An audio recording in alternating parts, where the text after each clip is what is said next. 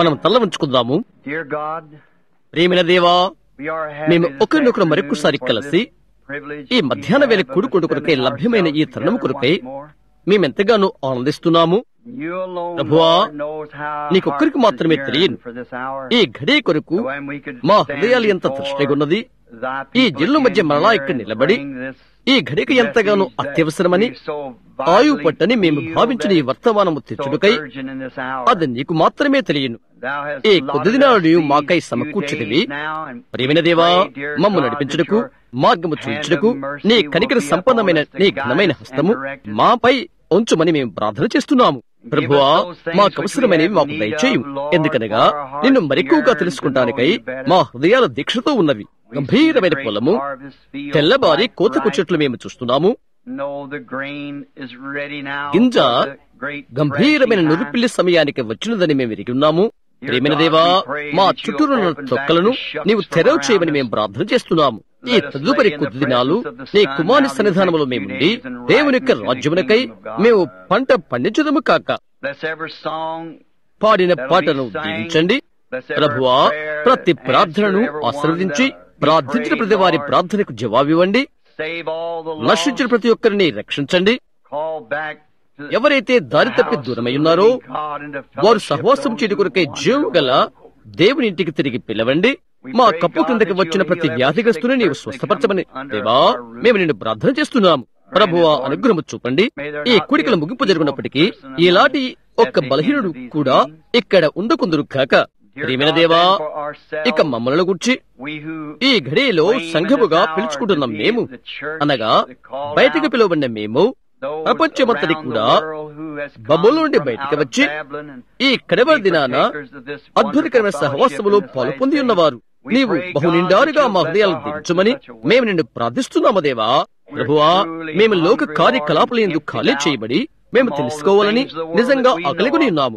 ప్రభువా, చులకనగా చిక్కులు పెట్టి ప్రతి పాపమును రెక్కన పెట్టి మా ముందుంచబడిన దానిలో ఓపికతో మేము పరిగెత్తుదుము గాక. తండ్రి, అనుగ్రహించండి. మేము ఈ కూడికలో ప్రవేశించడానికంటే కూడికను ముగించు అగే సమయమునకు నిండైన బలమైన శ్రేష్టమైన క్రైస్తవులవుదుము గాక. సమస్త మహిమ ఆయనకి చెందునుగాక. యేసు నామమున అడుగుచున్నాము, ఆమేన్. కొంత సమయం కొరకు నేను వేచి ఉండుచున్నది ఈ రాత్రి ఇది ఒక గంభీరమైన తరుణమని నేను తలుస్తున్నాను. నిన్నటి దినాన నా భార్యతో చెప్తూ ఇలాగ చెప్పాను, మందిరంలోకి వెళ్ళుట కొరకై వేచి ఉంటానికై నేనెంతో భయపడుతున్నాను అని అన్నాను. ప్రపంచమంతటా నాకు ఇంకా స్నేహితులున్నారు. అయితే ఇక్కడ ఈ మందిరములో ఇక్కడ ఇంకొకటి ఉన్నది. భూమి మీద దేవుడు నాకు జీవమిచ్చినప్పుడు ఇక్కడున్న ఈ మట్టిలో నుండి నేను తీయబడ్డాను. నేను ఇస్తున్నాను. ఆయన ఆలస్యం చేసినట్లయితే ఇక్కడే ఒక చోట నేను పాతి పెట్టబడతాను. ఆయన వచ్చినప్పుడు ఇక్కడే ఒక చోట ఆయనను కనుగొంటాడు. అయితే నేను జెఫర్సన్ గురించి ఆలోచన చేస్తున్నప్పుడు ఏదో ఒక విధంగా అనిపిస్తుంది. గత దినాన నేను ఎంతగానో బెంగతో ఉండి ఉన్నాను. నా భార్యతో నేను అన్నాను, నాకు ఇంటి మీద బెంగగా ఉన్నది. ఎందుకలా అయినదో నాకు తెలియదు. ఒకవేళ ఆ ప్రజలు నా కొరకే ప్రార్థన చేస్తే తప్ప అని చెప్పాను. నేను చేయవలసింది ఒకటే ఒకటి, ఏంటంటే తిరిగి వెళ్లి కొద్ది దినాలు కూడికలు ఏర్పాటు చేయాలి అని అన్నాను. చూడు, ప్రభు యుద్ధ నుండి మనం ఒకటి తెలుసుకోకపోతే బహుశా ఆయనే మనం ఒకటి తెలుసుకోవాలనుకుంటున్నాడు. మన ముందు ఉన్నటువంటి అమోఘమైన ఆవశ్యకమైన పాఠ్యాంశం ఎదురుగా వివాహము, విడాకులు అనేది ఒక ప్రశ్న అనేది ఉన్నట్లయితే ఒక జవాబు ఉండవలసి ఉన్నది. ఒక జవాబు లేకుండా ప్రశ్న అనేదే ఉండదు. అదేమైనప్పటికీ పర్వాలేదు, ఒక జవాబు మాత్రం ఉంటున్నది. ప్రభు చిత్తమైతే దాని గురించి నేను ఆదివారం ఉదయం మాట్లాడాలని ఆశిస్తున్నాను. ఆ తర్వాత రేపు రాత్రికి మనం అక్కడ ఉంటామనుకుంటున్నాను. ఏంటది? ఈ పాఠశాలది పార్క్ వ్యూ ఎడిటోరియం. ఏంటండి అది? Park view high, junior high. అది ఎక్కడో ఎంతమందికి తెలుసు? మంచిది. వారికి కొన్ని గుర్తులున్నావని అనుకుంటున్నాను. లేవా సహోదరు నెవిల్? ఇక్కడ నుండి అది 35 మైళ్ళు ఉంటుంది. అక్కడ ఒక గుర్తున్నది. రోడ్డుకు వెనకాలకు మీరు తిరగాలి. అది అందంగా పైకెత్తుగా ఉన్న భవనం. మీరు మీ భుజం చాచుకుని మీ నోట్స్ వ్రాసుకుంటానికి అనువైన స్థలం అది. మీరు అనుకున్న దానికంటే కొద్దిగా ఆనందిస్తారు. ఇక్కడ మందిరములోనైతే కూడికలో కొద్దిగా ఇరుగ్గా ఉంటుంది. అక్కడ విశాలమైన స్థలము, విశాలమైన పార్కింగ్ స్థలము ఉంది. కట్టుబడి ఉండే వాగ్దత్తము మనం చేయటకై వారికి ఒక చిన్న క్రమ పద్ధతి ఒకటి ఉన్నది. అదేంటంటే 6:30 వరకు ఆ స్థలానికి రాకూడదు. మరి ఏ సమయం 6:30కు మనము అక్కడ చేరుకోవడం అనేది మంచి ఆలోచనే. ఇక్కడ పట్టణంలో మరొక ఆడిటోరియం కూడా వారికి ఉన్నది. 6,000 మంది కూర్చోనవచ్చు అక్కడ. దీని మీద మనం నిజంగా సంతృప్తి చెందితే ఒక పెద్ద కుటుంబం కొరకై మరొకటి వారిస్తారు. బహుశా నేను విదేశంలో తిరిగి వచ్చిన తర్వాత ఎండాకాలంలో ఒకసారి అక్కడ కూటాల కొరకై వాడుకుందాం. కాబట్టి మనం కొంతమంది కూర్చోగలుగుతాం. ఎంతమంది అక్కడ కూర్చోగలుగుతారు? 4,000 మంది. కాబట్టి మనకు చాలా స్థలం ఉంటుంది. కాబట్టి ఆతురత పడవసరం లేదు. కనుక అరుణదికి రండి అక్కడికి. కాబట్టి ప్రతి ఒక్కరూ సకాలంలో రాగలుగుతారు. అందము కూడా మీకు స్థలం మంచిగా ఉంటుందని నేను అనుకుంటున్నాను. అది ఈ విధంగా ఎత్తుగా ఉంటుంది. మీ నోట్స్ తదితరమైన వ్రాసుకుంటానికి అనుకూలంగా ఉంటున్న స్థలం అది. ప్రభుచితమైతే అది అక్కడ ఆరంభం అవుతుంది.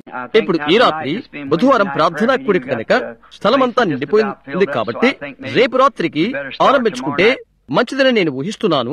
ఎక్కువ మంది నిండిపోతారని నిరీక్షించి అది అద్దెకు తీసుకున్నాము. మనం అక్కడికి వెళ్దాం. అక్కడికి వెళ్ళడం మంచిదే. రేపు రాత్రికి అక్కడకు వెళ్ళడం మంచిదేనా సహోదరు నెవిల్? అది మంచి అభిప్రాయం ఎంతమంది అనుకుంటున్నారు? కనుక మీకు చాలినంత స్థలం అక్కడ ఉంటున్నది. అది ఎప్పుడూ అద్దెకు తీసుకునబడినది. ఇక్కడ మందిరంలోని కొందరు సహోదరుల వల్ల దాని అద్దె చెల్లించబడి ఉన్నది. అది ఒక రాత్రికి మనకు కేవలం $50 అద్దెకిచ్చారు. అది ఎంతో ప్రతి చోట అలాగుండాలన్న ఆశ. ఒక్క రాత్రి $50 ఒక కొత్త బిల్డింగ్ లో మంచి పరంజామ కలిగి ఉండి 50 మంది కూర్చుంటకు. మనం కానుకలు పట్టాలని అనుకుంటున్నాను. వారు మాత్రమే అది చెల్లించాలని మనం అనుకోకూడదు. వారికి తిరిగి చెల్లిద్దాం. అయితే మన ఖర్చులు మొదలైనవి మనం పొందుకున్న తర్వాత కానుక పెట్టడం ఆపుదాము. ఎవరైనా కొత్త వారు మనతో ఉన్నట్లయితే వారిని మనం బలవంత పెట్టడం, అలా అడుక్కునుట మొదలగునవి చేయకున్నట్లు ఒక పద్ధతిని పాటిద్దాం. మనం కానుకలు పట్టే పాత్రను పంపుదాము. అది భక్తిపూర్వకమైన పద్ధతే. నేను దాని ప్రయత్నం చేశాను. అనేక సార్లు కానుకల పాత్రను పట్టనే లేదు. అయితే అది ఫలితం లేకపోయింది. చూశారా? ఎందుచేతంటే ఇచ్చుట అనేది మన యొక్క భక్తిలో ఒక భాగమై ఉంటున్నది. అది మన యొక్క విధిలో ఒక భాగము కూడా. అది కేవలం ఒక డైం కానివ్వండి, లేక ఒక పెన్నీ కానివ్వండి. కాబట్టి మీరు గుర్తుంచుకునండి, ఒక రోజున ధనవంతులు తమ ధనాగారం ఇచ్చుచున్న స్థలంలో ఒక పేద విధవరాలు అక్కడి నుండి వెళ్ళుట యేసు గమనించాడు. ఈ పేద విధవరాలు అక్కడికి వెళ్తున్నప్పుడు బహుశా ఆకలితోనూ తన 2 బిడ్డలు ప్రక్కనే నిలబడి ఉన్నారు. ఆమెకున్న ఆ 2 కాసులు ఆమె ఇచ్చినది. ఎవరు ఎక్కువగా ఇచ్చారు అని యేసు అడిగాడు. ఒకవేళ నేనే అక్కడ నిలబడి ఉన్నట్లయితే, సహోదరి అలా చేయవద్దు అని చెప్పి ఉండేవాడను. మాకు చాలా డబ్బుంది అని ఉండేవాడను. అయితే ఆయన మాత్రం ఆమెను ఆపు చేయలేదు. గమనిస్తున్నారా? దారి మార్గాన ఆమెకి ఘనమది ఒకటి ఆయన యుద్ధ ఉన్నదని ఆయనకు తెలుసు. కాబట్టి చూడండి, ఆమె వెళ్లే స్థానంలో ఆ మహిమలో ఆమెకి ఇల్లున్నది. ఆయన ఆమె నిలుపు చేయలేదు. ఆమె 2 కాసులు వేయటానికి ఆయన అనుమతిచ్చాడు. ఎందుకంటే అది ఆమె చేయాలనుకున్నది. కాబట్టి ఒక విధవరాలై ఉండి బిడ్డల ఉండి కేవలం జీవనము కోసము 3 కాసులే కలిగి ఉన్నది. ఆమె అది చేయాలనుకున్నది. ఆమె అది చేయాలనుకున్నది. కానీ గమనిస్తున్నారా? ప్రజలు ఇవ్వాలనుకున్నట్లయితే అది చేయటానికి నీవు అనుమతి ఇవ్వు. అయితే ఇక్కడ నిలబడి ఉన్న వారిని గురించి నేను తెలుస్తున్నాను. ఎవరిస్తారు $50, ఎవరిస్తారు $20 అని చెప్తారు ప్రజలు. అది నీ యొక్క బుద్ధి కుశలతకు చెరుపు చేయనది కావచ్చు. అది కూటాన్ని జరిగినకై డబ్బు చేకూర్చుని అని ప్రజలు గ్రహిస్తారని అనుకుంటాను. మేనేజర్లు ఆ విధంగా చేయటం నేను అనుమతి ఇవ్వను. నేను చెప్పాను, మీరు ఎప్పుడైనా అలా చేస్తారో మందిరానికి తిరిగి వెళ్లిపోవడం అది నా తరుణం అవుతున్నది. కనుక మనం అది చేయలేము. సంపూర్ణమైన భక్తిపూర్వకమైన పరిచయ జరుగుటకై కానుక పాత్రను మనం పంపించవలసి ఉన్నది అని నేను అనుకుంటున్నాను. కాబట్టి వారు ప్రతి రాత్రి కూడా కానుక పాత్రను పంపించవచ్చును. ఉదాహరణకి ఎలా ఉంటున్నది, ఇప్పుడు మనము కానుక స్వీకరించబోతున్నాం అని చెప్తే కానుక పాత్రను పంపుతారు వారు. అది దానికి అంతం అవుతున్నది. ప్రతి ఒక్క రాత్రి ప్రభుచిత్తమైనతే సంఘము కొరకైన ఒక ప్రత్యేక వర్తమానాన్ని ప్రభువు నా హృదయంలో ఉంచి ఉన్నాడని నేను తెలుస్తున్నాను. అనేకమైన దినాలు నేను ప్రార్థనలో ఉన్నాను. అందులోనికి వెళ్ళాను. గత దినం ఒక గంభీరమైన అద్భుతము గోచరమైనది, బహు గంభీరమైనది. దాని గురించి మీకు చెప్పాలని నేను ఎంతగానో ఆతృతపడుతున్నాను. అందుకొరకు ప్రాముఖ్యమైన పాఠ్యాంశము అదే అని నేను అనుకుంటున్నాను. బిలీ అన్నాడు, వివాహము విడాకులు అని పిలువబడుతున్నది. ఒక గంభీరమైన పాఠ్యాంశము. మరి దాన్ని ఏ విధంగా సమీపించాలో నాకు తెలియదు. దాని గురించి ప్రార్థించడానికి నేను పైకి వెళ్ళాను. ప్రభు నన్ను కలుసుకున్నాడు. అది నా యుద్ధ లేదు. అయితే దేవుడు నాకు దానిని ఇవ్వవలసి ఉన్నది. అది ఇప్పుడు నా యుద్ధను ఉన్నది. దేవుడే నాకు సరైన జవాబు ఇవ్వాల్సి ఉన్నది. చూశారా? అది సత్యమే నాకు తెలుసు. ఖచ్చితంగా ఇప్పటికీ నాకు అది తెలియదు. బహుశా ఆదివారం కూటము నిలుపు చేయమని మన సహోదరులను నేను అడగొచ్చునేమో. నాకు తెలియదు. వివాహమైన స్త్రీలు తమ భర్తలతో కలిసి రావాలనుకున్నట్లయితే అది దానిపై ఆధారపడుతున్నది. కొన్ని విలువైన విషయాలను చెప్పవలసి ఉన్నది, సత్యాన్ని గురించి అవి ఏవో అనున్నవి. కాబట్టి మనం ఖచ్చితంగా యెహోవా ఇలాగ సెలవిస్తున్నాడు దానిపైనే ఆధారపడదాం. అప్పుడు మీరు పొందుకోవలసి ఉన్నది. అప్పుడు సత్యమేదో మీరు తెలుసుకుంటారు. అది చేయాలని నేను ఆయన నమ్ముతున్నాను. నిన్నటి రోజు నేను రెస్టారెంట్ లో ఉండి భుజిస్తున్నాను. జరీ మొదలగిన వారు మీకై ఎదురు చూస్తున్నారు. వారన్నారు, అక్కడ ఉన్న వారిలో ఒక కుర్రవాడు ఇలాగన్నాడు, నేనెంతో బాగా ఈ వారం వస్తాను, లేక ఈ 2 వారాలు వస్తాను అన్నాడు. వారి ఇక్కడ బాస్కెట్ బాల్ లేక మరేదో ఉన్నది చెప్పాడు. బ్రెన్హామ్ కూడా ఒక కూట ఉండబోతున్నది ఇక్కడ. అతను చెప్పాడు, నేను చాలా మందికి ఆహారం పెడతాను అక్కడ ఉన్న ర్యాంచ్ హౌస్ మొదలైన స్థలాల్లో. వారు ఎంతో హాయిగా ఉంటారు. వారు మిమ్మల్ని గురించి ఎంతగానో శ్లాఘిస్తూ ఎంతో మంచిగా చెప్పుకుంటున్నందుకు నేను మిమ్మల్ని అభినందిస్తున్నాను. అక్కడ ర్యాంచ్ హౌస్ మేనేజరు క్రితం దినం ఉదయం నన్ను కలుసుకున్నాడు. అరిజోనా నుండి 2:30కు నేను అక్కడికి చేరుకున్నాను. అతను నాతో ఇలాగుతున్నాడు, సోదరు బ్రెన్హామ్, ఇంకొక కూటమి కూడా మీరు పెట్టబోతున్నారని నేను విన్నాను అని అడిగాడు. నాకు ఇంకా కొంత మరింత సహాయం అని అన్నాడు. ఇంకా ఇలాగ చెప్పాడు, అలాగైతే నేను ఒక విషయం చెప్పవలసి ఉన్నది. అక్కడ నుండి వచ్చిన వారు చాలా మంచివారు అని చెప్పాడు. అది మిమ్మల్ని గురించి వింటానికి నాకు ఎంతో ఆనందంగా ఉన్నది. ఎందుచేతనంటే మీరు నేను కనిన బిడ్డలు, లేక నా బిడ్డలను నేను భావిస్తున్నాను. కిడ్స్ అంటే ఈయన వారంటే మేకపిల్లలకు వర్తిస్తుంది ఆ పదం. మీరు మేకలు కాదు, మీరు నా యొక్క గొర్రెలు. ఎలా ఉంది ఆ పదం? మీరు నా వల్ల మేపబడే ప్రభు యొక్క గొర్రె పిల్లలు. నేను దాన్ని చేయటానికి ఆయనే నాకు అనుమతించాడని నేను నమ్ముతున్నాను. మనం దారి మార్గాన ఉన్నటువంటి వారము. ఈ యొక్క వివాహము విడాకుల గురించి 7 ముద్రల సమయం మొదలుకుని నేను దీని గురించి మాట్లాడాలని ఆశించాను. చూడండి, అన్ని మర్మాలు కూడా బైబిల్ గ్రంథంలోని మర్మాలన్నీ కూడా 7 ముద్రలు తెరవబడటం వలన తెలియబడి ఉన్నవి. ఓ విధంగా పెద్దవాడిని అయిపోతున్న నేను ఇప్పుడు తలుస్తున్నాను. అది టేపుల మీద పెట్టడం మంచిదని నేను తలంచాను. ఒకవేళ ఏదైనా నాకు జరిగినట్లయితే అప్పుడు సంఘం ఆశ్చర్యపడవచ్చును. అతని మనసులో ఏమున్నదని, అతను చెప్తున్నది ఏంటి అని ఆశ్చర్యపడవచ్చును. ఈ పాఠములన్నీ కూడా ఎంతో కఠినంగా ఉపయోగిస్తవి. అయితే నేను అనుకుంటున్నాను, ప్రభు దయచేతను అది మీ యొద్దకు తీసుకుని రాగలనని నేను తలస్తున్నాను. ఆ తర్వాత ఏదైనా జరిగినట్లయితే, ఆయన రాకముందు నేను వెళ్లిపోవడం జరిగినట్లయితే, అప్పుడు మీరు దాన్ని రికార్డు మీద అనగా జ్ఞాపకార్థంగా వ్రాయబడిన వృత్తాంతం పైన పొందుకోగలుగుతారు. కొన్ని కొత్త పుస్తకాలు బయటకు వచ్చినవని నేను తలుస్తున్నాను. నేను సహోదరి వైల్ ను చూస్తున్నాను. డాక్టర్ ఇక్కడ ఉన్నారో లేదో నాకు తెలియదు. అతను ఇక్కడ ఉన్నాడా సహోదరి వైల్? బహుశా కూటమిలో అతను ఉండవచ్చును. అతను నాకు అనిపించట్లేదు. ఓహో, అవును, వెనకాల ఉన్నాడు. సహోదరి వైల్ ఒక పుస్తకాన్ని వ్రాసాడు. వారు 2 అని చెప్పారనుకుంటాను. సహోదరి వైల్, అవునది వాస్తవమా? ఇప్పుడు మీ యొద్ద 2 ఉన్నవా? 2 పుస్తకాలు? ఇప్పుడు నాకు తెలియదు. ప్రతి ఒక్కరూ ఒక్కొక్క కాపీ పొందుకోవాలని నేను గ్రహిస్తున్నాను. ఆ విధంగా నేను అర్థం చేసుకుంటున్నాను. అందులో నేను అపార్థం చేసుకోవచ్చునేమో. తర్వాత 7 సంఘకాలు ముగినై ఉన్నవి. అది వాస్తవమైన సహోదరు వేల్ ఇప్పుడు ముద్రణవుతున్నవి. మీరు ఇవి కావాలనుకుంటున్నా నాకు తెలుసు. మీ హృదయాల్లో ఉన్న పలు విధాన ప్రశ్నలకు వారు జవాబిస్తారు. ఆ తర్వాత 7 ముద్రలు తెరవబడ్డను మనం తీసుకోబోతున్నాము పుస్తకము రూపమున. ఎందుకంటే ప్రతి ఒక్కరూ ఆ రూపమును చదవగలుగుతారు, చదివి గ్రహించగలుగుతారు. నేను అనుకుంటున్నాను అది చదివినప్పుడు మొదటిగా నేరుగా అది టేపు నుండే తీసుకుందాం. అది వ్రాయబడిన పద్ధతి కానివ్వండి, పలుకబడిన పద్ధతి కానివ్వండి. చూడండి, ప్రసంగాన్ని ప్రసంగించగలుగుతావు, అది ఒక పద్ధతి.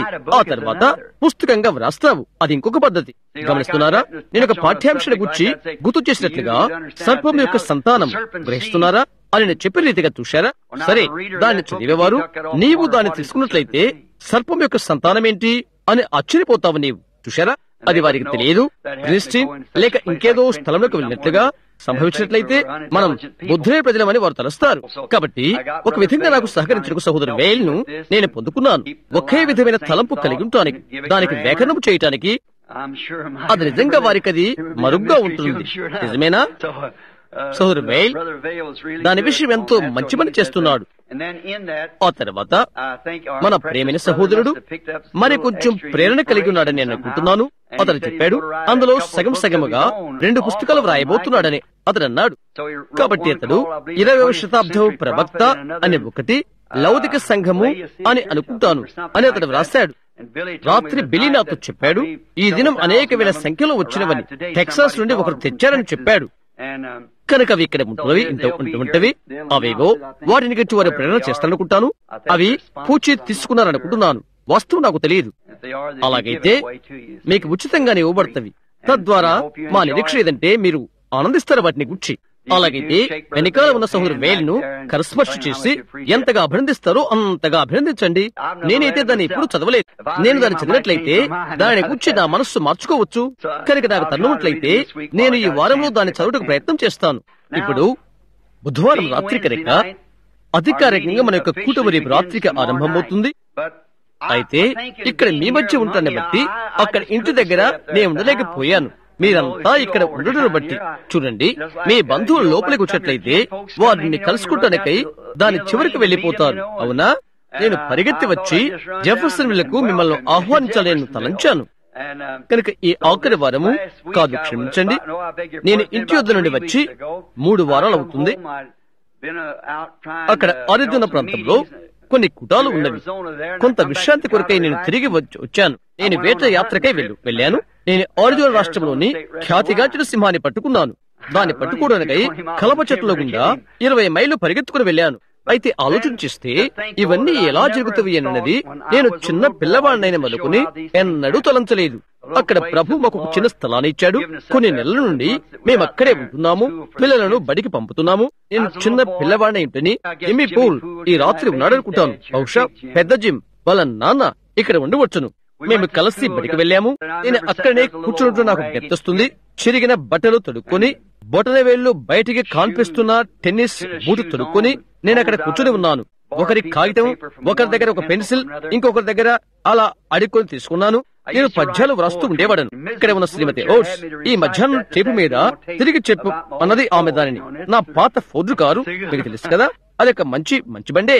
ఆమెన్నది, మంచిది, నీవిప్పుడు దాన్ని మిస్టర్ ఫోర్డ్ కు పంపవలసి ఉంటుంది. అందులో నిజంగా చాలా నిజముందనుకుంటున్నాను అని నేను అన్నాను. ముందేమో గలగలా శబ్దం చేసే గెలక గేరు రాచుకుంటా స్టీరింగ్ గేరుకు చైనా వారి గజిబిజి ఉన్నది. అయితే నేను ఎప్పుడు ఒకటి చెప్తుండేవాడును, నేను చేయగలిగింది ఒకటి, అది 4 చక్రాలు లెక్క తప్పకూడదు. అది నా కదలటానికి సరిపోయేంతగా ఉండాలి. దానిని కదిపి అందులో కూర్చుంటాను. నేను చెప్పాను. దాంతో కొండ ఎక్కుడు నేను ప్రారంభించితే నేను చేయగలను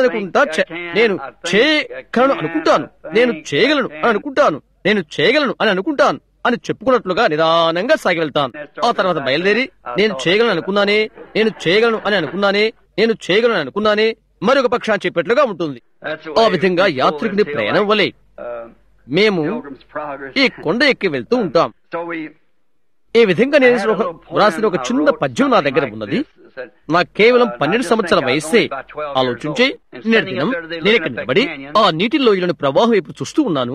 ఇక్కడ గుహ గదిలో కూర్చుని కిటికీలో గుండా గాజు కిటికీలో చూస్తున్నట్లు కూర్చున్న సింహంను గురించి ఆలోచన చేస్తూ ఉన్నాను. చిన్న పద్యాన్ని గురించి నేను ఆలోచన చేస్తున్నాను. నేను తిరిగి వెళ్లి ఈ విధంగా దాన్ని తీసుకున్నాను. అన్ని విధాల ప్రేరణలో దేవుడు ఉంటాడని మీరు నమ్ముతున్నారా? దేవుడే ఒక పాట వ్రాయవలసి వచ్చను. దేవుడు పాటల్లో ఉంటాడని మీరు నమ్ముతున్నారా? యేసే అలాగ చెప్పాడు. కీర్తనలలో దావీదు చెప్పింది మీకు తెలియదా అని ఆయన దావీదును గుర్తింపు చేశాడు. అవునా? సాక్షాత్తు శిలువను గురించి చూడండి. నా దేవా నీవు నన్నేలా చేయవిడిచిదివి అని దావీదు 22వ కీర్తనలో పాడి ఉన్నాడు.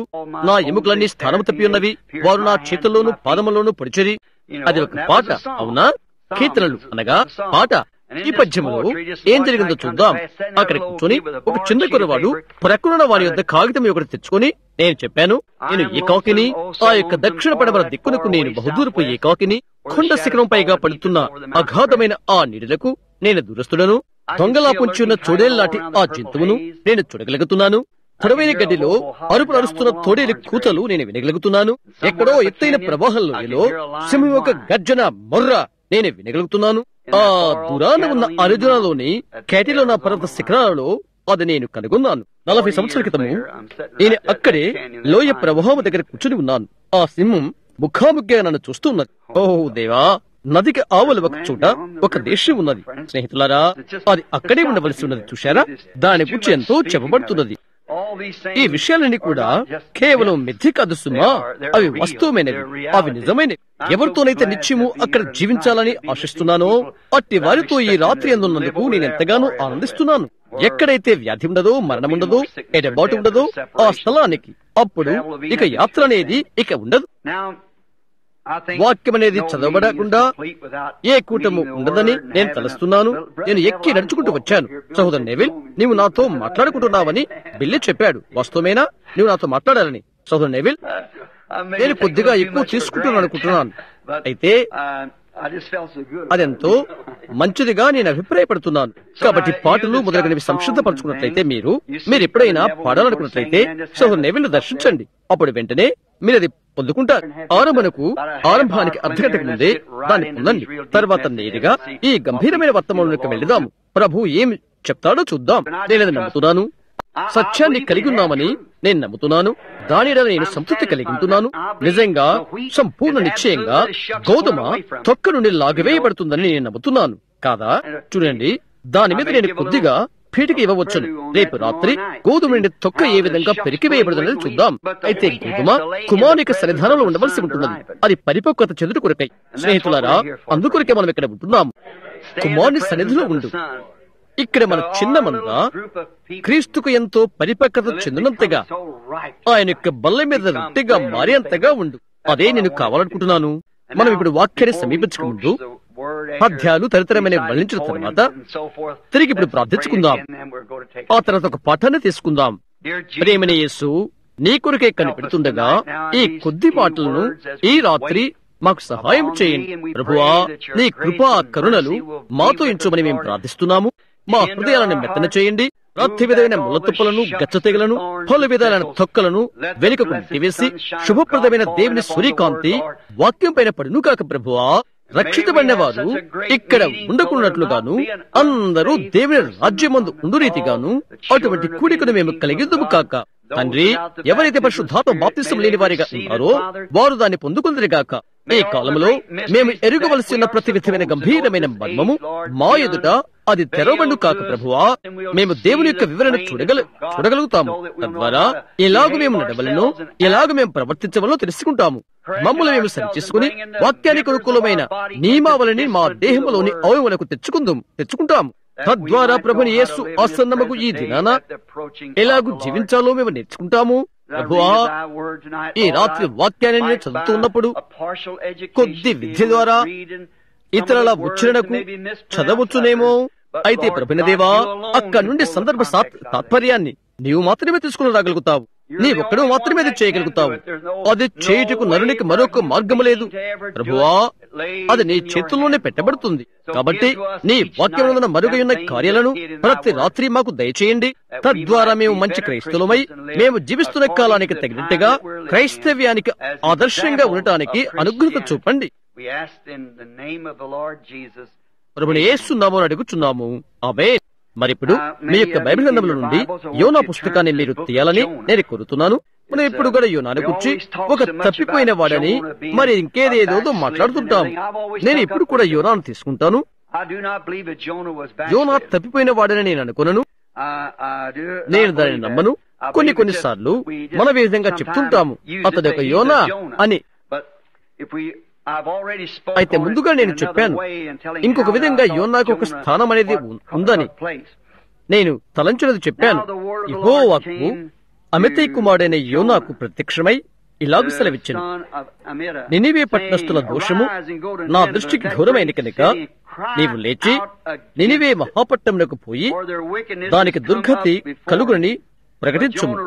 అయితే యెహోవా సన్నిధుల నుండి తర్షీషు పట్టణమునకు పారిపోవాలని యోనా యొప్పేకు పోయి తర్షీషుకు పోవు ఒక ఓడను చూచి ప్రయాణమునకు కేబు ఇచ్చి యెహోవా సన్నిధిలో నిలవక ఓడ వారితో కూడి తర్షీషునకు పోవుటకు ఓడ ఎక్కెను. అది ఒక విషాదమైన అర్థము కాదా? యెహోవా సన్నిధానం నుండి పారిపోతున్న ఒక మనిషి. అది నా యొక్క పాఠ్యాంశము. ప్రథమంగా దీన్ని గురించి మనం ఆలోచించేద్దాం. యోనా ఈ గంభీరమైన విషయాన్ని ఎందుకు చేస్తున్నాడంటే దానికి ప్రాముఖ్యమైన కారణం ఏదంటే అతడు ఒక యూదుడు. ఒక అన్యుల పట్టణానికి వెళ్లి దానికి వ్యతిరేకంగా కేకలు పెట్టుకై అతను పిలువబడ్డాడు. వారు అతన్ని చేర్చుకోరని అతను తలంచాడు. ఎందుకంటే అన్యులు ఈ విధంగా తలంచవచ్చు, ఈ యూదులైన వానికి మాతో పనేంటి అని. అయితే గమనించండి, ఇక్కడ ఒక గొప్ప విషయం మనకి ఇవ్వబడుతుంది. ఏదనగా దేవుడు యూదులకు మాత్రమే దేవుడు కాదు, కానీ ఆయన అన్యులకు సహా దేవుడై ఉన్నాడు. సర్వ మానవాళికి ఆయన దేవుడై ఉన్నాడు. ఆయన కేవలం యూదులు ఏర్పాటు చేసుకున్నాడు. దేవుడు ఏర్పాటు చేసుకున్న ప్రజలు యూదులు అని పిలువబడుతున్నారు. వారు ఒక ప్రత్యేకమైన ఉద్దేశం కొరకై ఏర్పాటు చేయబడ్డారు. ఆ కారణం ఎదురుగా వారికి ధర్మశాస్త్రం ఇవ్వబడుట కొరకై దాని వారి గైకోలేకపోయేది. ఆ ప్రజల ద్వారా ధర్మశాస్త్రం వారు గైకొనలేరని ఆయన చూయించాడు. ఆయన నీతిగల దేవుడు. ధర్మశాస్త్రం నీతిని కోరుతుంది. అయితే ధర్మశాస్త్రం మానవుని బయటకు తెచ్చుకొరకై ఎటువంటి కృప ధర్మశాస్త్రంలో లేదు. ధర్మశాస్త్రం వలన ఎలాంటి రుణము చెల్లించబడదు. అయితే ఆ రుణాన్ని చెల్లించుకొరకై అది కృపా కనికరాన్ని తీసుకుంటున్నది, లేదా ధర్మశాస్త్రము దానికి మనల్ని లోబరుస్తుంది. ఈ పట్టణంలోనికి వెళ్ళి కొరకై యోనా పంపించబడ్డాడు. యోనా బైబిల్ గ్రంథంలో ఒక చిన్న ప్రవక్త. ఇక్కడ మనందరికీ ఒక ఉదాహరణ ఉంటున్నది. మనందరికీ కూడా మనమంతా ఏదో ఒక దాని కొరకై పరిగెత్తుతుంటాము. ఇబ్బందుల్లో మనం పారిపోతుంటాము, బాధ్యతలు వదిలి పారిపోతుంటాము. మనమంతా కూడా అలా చేయటానికి అధోముఖులమై ఉంటాము, అనగా ఐషత చూపుతాం. దానికి నిలబడి ఎదుర్కొంట కంటే పారిపోవడానికి ఎంతో ఆసక్తి చూపిస్తాం. చూసారా, మనమే పారిపోయిన వారిగా మనం చూస్తాం. కొన్నిసార్లు పని చేయకుండా పారిపోతాం. మనం పని చేయటానికే ఇష్టపడం. కొన్నిసార్లు కొందరు అనుకుంటుంటారు పని చేయకూడగానే తాము జీవించవచ్చును అని తలస్తారు. అయితే నేను అనుకుంటాను దానికి జవాబు స్థలముల ద్వారా చెప్పబడినది, చీమలను కనిపెట్టడం ద్వారా. ఇది మీకు తెలుసా? వారు చెప్పారు, ఆ చిన్న చీమ ఆ పని చేసి కూర్చోకున్నట్లయితే శీతాకాలంలో తినడానికి దానికి ఏమీ ఉండదట. కనుక ప్రతి ఒక్కరూ పని చేయవలసి ఉన్నది. మనం చేయవలసినవి అనేకం ఉన్నవి. అనేకమైన బాధ్యతలు మనం ఎదుర్కొనవలసి ఉన్నది. ప్రతి ఒక్కరూ ఒక బాధ్యతను స్వీకరించవలసి ఉంటున్నది. నీవు పెళ్లి చేసుకునేటప్పుడు నీ భార్యను నీవు ఎన్నిక చేసుకోకముందు, లేక నీ భర్తను నీవు ఎన్నిక చేసుకోకముందు నీవు ఒక బాధ్యతను స్వీకరించవలసి ఉంటున్నది. కాబట్టి నీవు జ్ఞప్తించుకో, ఒకవేళ నీవు ఒక గృహాన్ని కట్టవచ్చును, అది ఒక అందమైన గృహము. ఆ తర్వాత ఒక వివాహితగా నీవు గుర్తించుకో, బిడ్డలను పెంచవలసిన బాధ్యత నీకున్నదని నీవు గుర్తించుకో. ఆ అందమైన గోడలపైన వారి చిన్న మురికి చేతి ముద్రలు పడబోతామని నీవు తలంచవలసి ఉన్నది. ఆ తర్వాత నీ బిడ్డలను నీ విద్యావంతులుగా చేయవలసిన బాధ్యత నీకుంటున్నది. బట్టలిచ్చి భోజనం పెట్టవలసిన బాధ్యత నీకుంటున్నది. ప్రతిదీ కూడా ఒక బాధ్యతే. బాధ్యత అనేది మనము తరస్థించినప్పుడు దాన్ని తప్పించుకోవడం చాలా సులభం. వివాహం అన్నది ఒక బాధ్యతనే మనం చూశాము. అన్ని విధాలు అది బాధ్యతే. అన్ని విధాలు కూడా ఇది చెప్పడానికి కొంత కఠినంగా ఉంటున్నది. అయితే ఇది సత్యమైన విషయం. అది వినగా అనేక సార్లు దైవ సేవకులు వారు నిజ దేవుని వాక్యం ఎదుర్కొనవలసి వచ్చినప్పుడు దాంతో నిలబడటానికి వారి బాధ్యతను దాటవేస్తారు. వారు ఆ బాధ్యతను వారు దాటవేస్తారు. మానవుడు ఎలా దేవుని వాక్య సత్యమును ముఖాముఖిగా వారు ఎదుర్కొనవలసి వచ్చినప్పుడు ఆఖరి సఫలత వచ్చే వరకు మనం వంగిపోతుంటాం. కొద్దిసేపటి క్రితం నేను నా యొక్క మేనల్లుడితో నేను మాట్లాడుతున్నాను. అతను ఒక కెథోలిక్. నేను ఆ కుటుంబానికి యేసుక్రీస్తు బాప్తిసం ఇచ్చాను. ఇక్కడే కొన్ని సంవత్సరాల క్రితమే ఒక అమ్మాయితో కలిసిపోయి కథాలిక్ గా మారిపోయాడు. అతని యొక్క తల్లి చనిపోతున్నప్పుడు నేను ఆమె చేయి పట్టుకుని ఉన్నాను. ఆమె నాతో తన ఆఖరి మాటలు చెప్పినది, మెల్విని గురించి జాగ్రత్త తీసుకో అని అన్నది. అతను అలాగే కలలు కంటూనే ఉన్నాడు. ప్రతి దినము కూడా అంతే. గత వారం అతను కలలు కంటూనే ఉన్నాడు. బిల్ మామా, నీ మందిరంలోకి నేను నడుస్తూ వస్తున్నాను. నీవు ప్రసంగిస్తూ నిలబడి ఉన్నావు. నేను పరిగెత్తి వచ్చి పశ్చాత్తాపం పొందుదామనుకుంటున్నాను. నేను మేలుకున్నాను అని చెప్పాడు. నేను తప్పు చేశాను అని చెప్పాడు. నేను అన్నాను, మెల్విన్, నీవు దానికి అర్థం చెప్పడం అవసరం లేదు. నీవెక్కడికి నువ్వు చెంది ఉన్నావో అది నీ యొక్క స్థలం. అవునా? చూస్తున్నారా? అయితే బాధ్యతలు మనం ఎదుర్కొని చూస్తున్నప్పుడు అది చేయడానికి కొన్నిసార్లు సంశయిస్తుంటాం, లేక నిరాకరిస్తుంటాం. ఒక తండ్రిగా బాధ్యతలను గైకొట్టుకునిపై నీ కుమారుని శిక్షించు. ఆ చిన్నపిల్లలైన మీరు అది చేయకుండా ఉంటారు. అయితే ఒక తల్లిగా ఆ బిడ్డని పెంచడం నీ బాధ్యత ఉంటున్నది. ఎందుకంటే బైబిల్ చెప్తుంది, నీ కుమారుని శిక్షించడం మానుకొరకము, లేనిలా అతడు పాడైపోతాడు. అది లోకంలో ఉన్న ప్రతి తత్వవేత్త దృష్టిలో మంచిదే అవుతుంది. అది ఇంకా దేవుని సత్యమే అయినది. అది ఎక్కువగా అవలంబన అవుతున్నట్లయితే ఈనాడు లోకంలో జరుగుతున్నటువంటి రకరకాల మురికి చిన్న పిల్లల పాపం మనకుండదు. అయితే ఎంతో కాలం క్రితమే గృహం యొక్క బంగారు చట్టం విరిగిపోయినది. బిడ్డలు ఏమి చేయాలనుకుంటున్నారో దానికి అనుమతించడం. అయితే చిట్టు చివరికి దైవ సేవకులు సహా సత్యం ఎదుర్కొంటలో అది ఆసన్నమైనప్పుడు దాని నుండి తప్పుకుంటారు. అది వారు ఎదుర్కొన్నట్లుగా వారు అనుకోరు. అనేక సార్లు అనేక మంది నా ఎద్దుకు వచ్చి ఇలా చెప్తుంటారు, సహోదరు అబ్రహాం, అది సత్యమేనని నాకు తెలుసు, అయితే నేను అది చేసినట్లయితే నన్ను సంఘంలో ఉండి బయటకు నెట్టివేస్తారు. ఏంటది? నీవు చేయనట్లయితే వారిని తన్నివేయబోతారు పైన సుమా. అందుచేత నువ్వు ఎక్కడో ఒక చోట తన్నివేయబడవలసి ఉంటున్నది. కనుక దాని నుండి పారిపోటుకు బదులుగా నీవు దాన్ని ఎదుర్కొనవలసి వచ్చిన్నది. నేను ఇక్కడికే వెళ్తాను, నేను వెనుకకు వెళ్ళను అని చెప్పి పారిపోవద్దు. వెనక్కి వెళ్ళు. నిజం, దాని గురించి ఇంకా విను.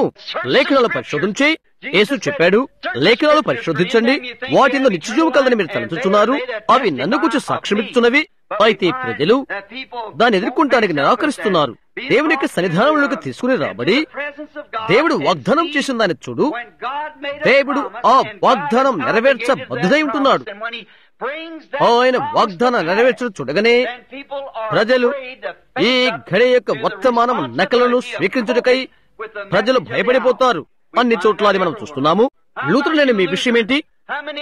వారు నీతివంతులోనికి వస్తున్నప్పుడు లూథరన్ సత్యాన్ని ఎదుర్కొంటానికి ఎంతమంది లూథరన్లు భయపడ్డారు, ఎంత ప్రయాసపడ్డారో చూడు. మీరు చివరికి యేసుక్రీస్తును అంగీకరించు కొరకై లేక లూథరన్ల ఒకటి కొరకై మీ ప్రాణాలే ప్రణమిల్లారు. మెథడిస్టు వారిని మీ వైపు చూడండి, ఏ విధంగా అనుకుంటున్నారో. మీరంతా పరిశుద్ధ గుండ్రాలుగా పిలువబడ్డారు. అది మీకు తెలిసి నేను అనుకుంటాను. వారు ఆత్మ కింద ఉన్నా లేక ఆత్మ ఆధీనంలో ఉండి ముందుకు వెనుక్కు చురుగ్గా కదులుతున్నట్లయితే వారు ఈ వారు అని పిలిచారు. కాదు, వారు పెద్దకొస్తూ వారు కాదు. ఎంతో కాలం ఉన్నప్పటి నుండి ఉన్న మెథడిస్టు వారు వారు ఏడవబడి వణికిపోతూ దేవుని శక్తి చేత వారు పడిపోయినప్పుడు వారి ముఖాలపైన నీళ్లు చల్లారు, విసిరిగడలు పెట్టి విసిరారు. ఎందుకంటే వారు చనిపోయారు అని తలంచారు. వారు మీరు ఒక పరిశుద్ధ గుండ్రాల గుంపుగా లెక్కించబడ్డారు. మీరు మీ యొక్క తండ్రులు దాన్ని అంగీకరించారు, సత్యాన్ని సాక్ష్యాలను ఎదుర్కొన్నారు లేదా దాన్ని తృణీకరించారు. వరాలు తిరిగి పొందుకున్నటువంటి పెంతెకొస్తవారైన మీరు, మీ సంగతి ఏంటి? పరిశుద్ధాత్మ బాప్తిసం వచ్చి ఆత్మిక వరాలను సంఘం తిరిగి పొందుకుని భాషలతో మాట్లాడుతున్నప్పుడు జరిగిన సంగతి ఏంటి? మెథడిస్టు వారు మిమ్మల్ని బయటకు నెట్టివేయటకు కారణమేంటి? అది వారులాగా చేశారు. దాన్ని మీరు ఎదుర్కొనవలసి వచ్చినప్పుడు అది మీరు ఒకటి చేయవలసి వచ్చినది. మరియు ఈ సంగతి బయటకు వచ్చినప్పుడు, అనగా యేసుక్రీస్తు బాప్తిసం కూర్చున్న అది సత్యమే అని మీరు చూశారు కదా. దాని గురించి మీరు ఎదుర్కొనవలసి వచ్చినప్పుడు లేదా ఒకటి చేయవలసి ఉన్నది. మీకు ఒక బాధ్యత ఉండవలసి ఉన్నది. ప్రతి ఒక్కరి కూడా ఇవన్నీ ఎదుర్కొనవలసి ఉన్నది. మంచిది. నీవు దాన్ని చూసినప్పుడు ఇప్పుడు జరుగుతున్న విషయాలన్నీ దేవుని యొక్క వాక్యములోని వాగ్దానాలు అని నీవు చూసినప్పుడు నీవు దాన్ని ఎదుర్కొంటాయో లేక దానికి దూరమవుతాయో అది నీ యొక్క బాధ్యత ఉంటున్నది. నీవేదో తటస్థంగా ఉండలేవు సుమా. దాన్ని గురించి నీవు ఒకటి చేయవలసి ఉన్నది. ఒక కదలిక జరగవలసి ఉన్నది. నీవు మందిర ద్వారం గుండా లోపలికి వచ్చి ముచ్చిల్లాంటి వ్యక్తిగానే నీవు బయటికి వెళ్ళలేవు. నీవు దూరంగా వెళ్ళిపోవాలి లేదా దేవునికి సమీపంగా నీవు రావాలి. ప్రతిసారి నీవు లోపలికి వచ్చినప్పుడు బయటికి వెళ్ళినప్పుడు అలాగుంటుంది. ఇలాంటి విషయాలను ప్రజలు తప్పించుకోవడం ఎంతో సులభం. రేపు రాత్రి నుండి అధికారికంగా జరగబోతున్న కూడికల్లోకి మనం వెళ్తుండగా మనం అది ఆలోచన చేయాలని ఆశిస్తున్నాను. ఒకటి ఎదుర్కొనవలసి వచ్చినప్పుడు దాని గురించి ఏదైనా ప్రశ్న ఉంటే మీరు దాన్ని గమనించాలని నేను కోరుకుంటున్నాను. దాని గురించి ఒక ప్రశ్న ఉంటే దాని గురించి ఒక జవాబు కూడా ఉంటున్నది. ఉదాహరణగా నేను పశ్చిమ దిశకు వెళ్తున్నాను అని అన్నాను. మీరు ఈ మార్గాన్ని చూపించారు. మొదటిగా ఏమి జరుగుతుందో తెలుసా? నా గురితో నేను నిటారుగా వెళ్తాను, నేను వాయవ దిశకు వెళ్తాను. ఒకరు ఈ మార్గాన్ని వెళ్ళమని నాకు చెప్తే నేను ఆ మార్గాన్ని వెళ్ళినట్లయితే ఏమి జరుగుతుంది? నా గురిని నేను దాటిపోతాను, నేను నైరుతి దిశకు వెళ్తాను. ప్రశ్న ఎంతవరకు ఉంటుందో అంటే మార్గము పశ్చిమైనట్లయితే ఒక చోట దానికి సరైన జవాబు ఉండవలసి ఉంటున్నది. బైబిల్ యొక్క సత్యాన్ని గురించి ఈ ప్రశ్నలు సమస్యలు మనం ఎదుర్కొన్నప్పుడు ఒక చోట దానికి సరైన జవాబు ఉండవలసి ఉంటున్నది. అవును, అది అక్కడ ఉండవలసి ఉన్నది. ఒకటి బహిర్గతమవుట మనం చూస్తున్నప్పుడు అదంతా బుద్ధిహీనత, అలాంటి దాన్ని నేను నమ్మలేను, నేను దాన్ని నమ్మలేకున్నాను అని చెప్పి పారిపోవట కంటే ఎందుకు నీవు బైబిల్ తీసుకొని కూర్చొని దాన్ని ఎదుర్కొనకూడదు? దాన్ని చదువు, దాన్ని చూచుకొరకు ఇప్పుడు కుటుంబం నీవు కూర్చుని ఉన్నావు. వాక్యముతో దాన్ని పరీక్షించు, వాక్యముతో దాన్ని పరీక్షించు, వాక్యాన్ని పరీక్షించు, దాన్ని తెలుసుకుని సత్యం చెప్పుటకు అది ఒకటే మార్గము, వాక్యమే. అది ఆదికాండం నుండి ప్రకటన గ్రంథం వరకు అది సత్యాన్ని చెప్పవలసి ఉన్నది. సమస్తమైన బైబిల్ గ్రంథానికి క్రీస్తు ప్రత్యక్షత ఉంటున్నాడు.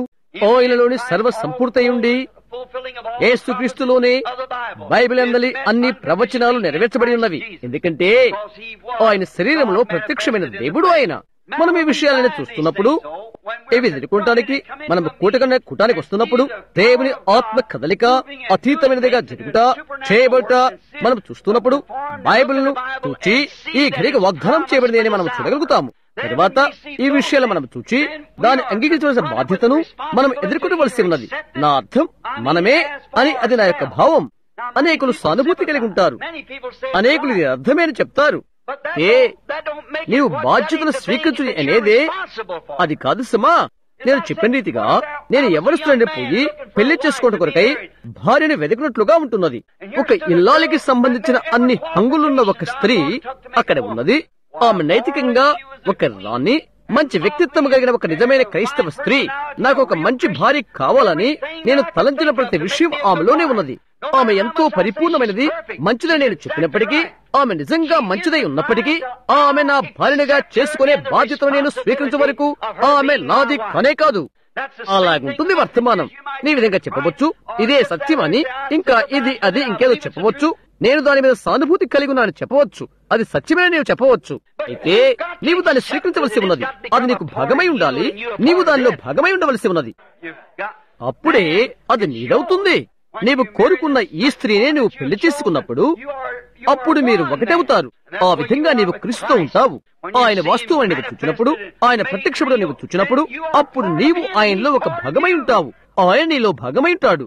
మీరిరువురు కలిసి నీవు వర్తమానములో భాగమై ఉంటావు. ఓ ఈ దినపు యోనాల కొరకై ఎన్నెన్నో సంఘశాఖ ఓడలు తర్షీషుకు వెళ్తున్నప్పటికీ 900 ఇంకో ఎన్నెన్నో సులువు దాన్ని తీసుకుని వెళ్లే ఓడలు దాన్ని ఎదుర్కొనడానికి చూడకు అన్నిడుకోబడిన దాన్ని తీసుకుని వెళ్ళుటకై యోనా మనస్కరించలేదు.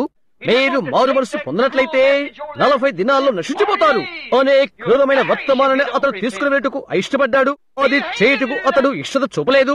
అతడు ఇలా తలంచాడు, అన్యులు తనకేమైనా చేస్తారేమని చెప్పుటకు అది కష్టమైన తలంచాడు. అయితే అతడు దానినే ఎదుర్కొనవలసి ఉండేను. గమనిస్తున్నారా? అయితే అతడు సులభమైన ఓడని ఎక్కి తర్షీషుకు వెళ్లిపోయాడు. నిద్రపోవడానికై ఓడ ఎక్కి స్థూల భాగానికి వెళ్లిపోయాడు.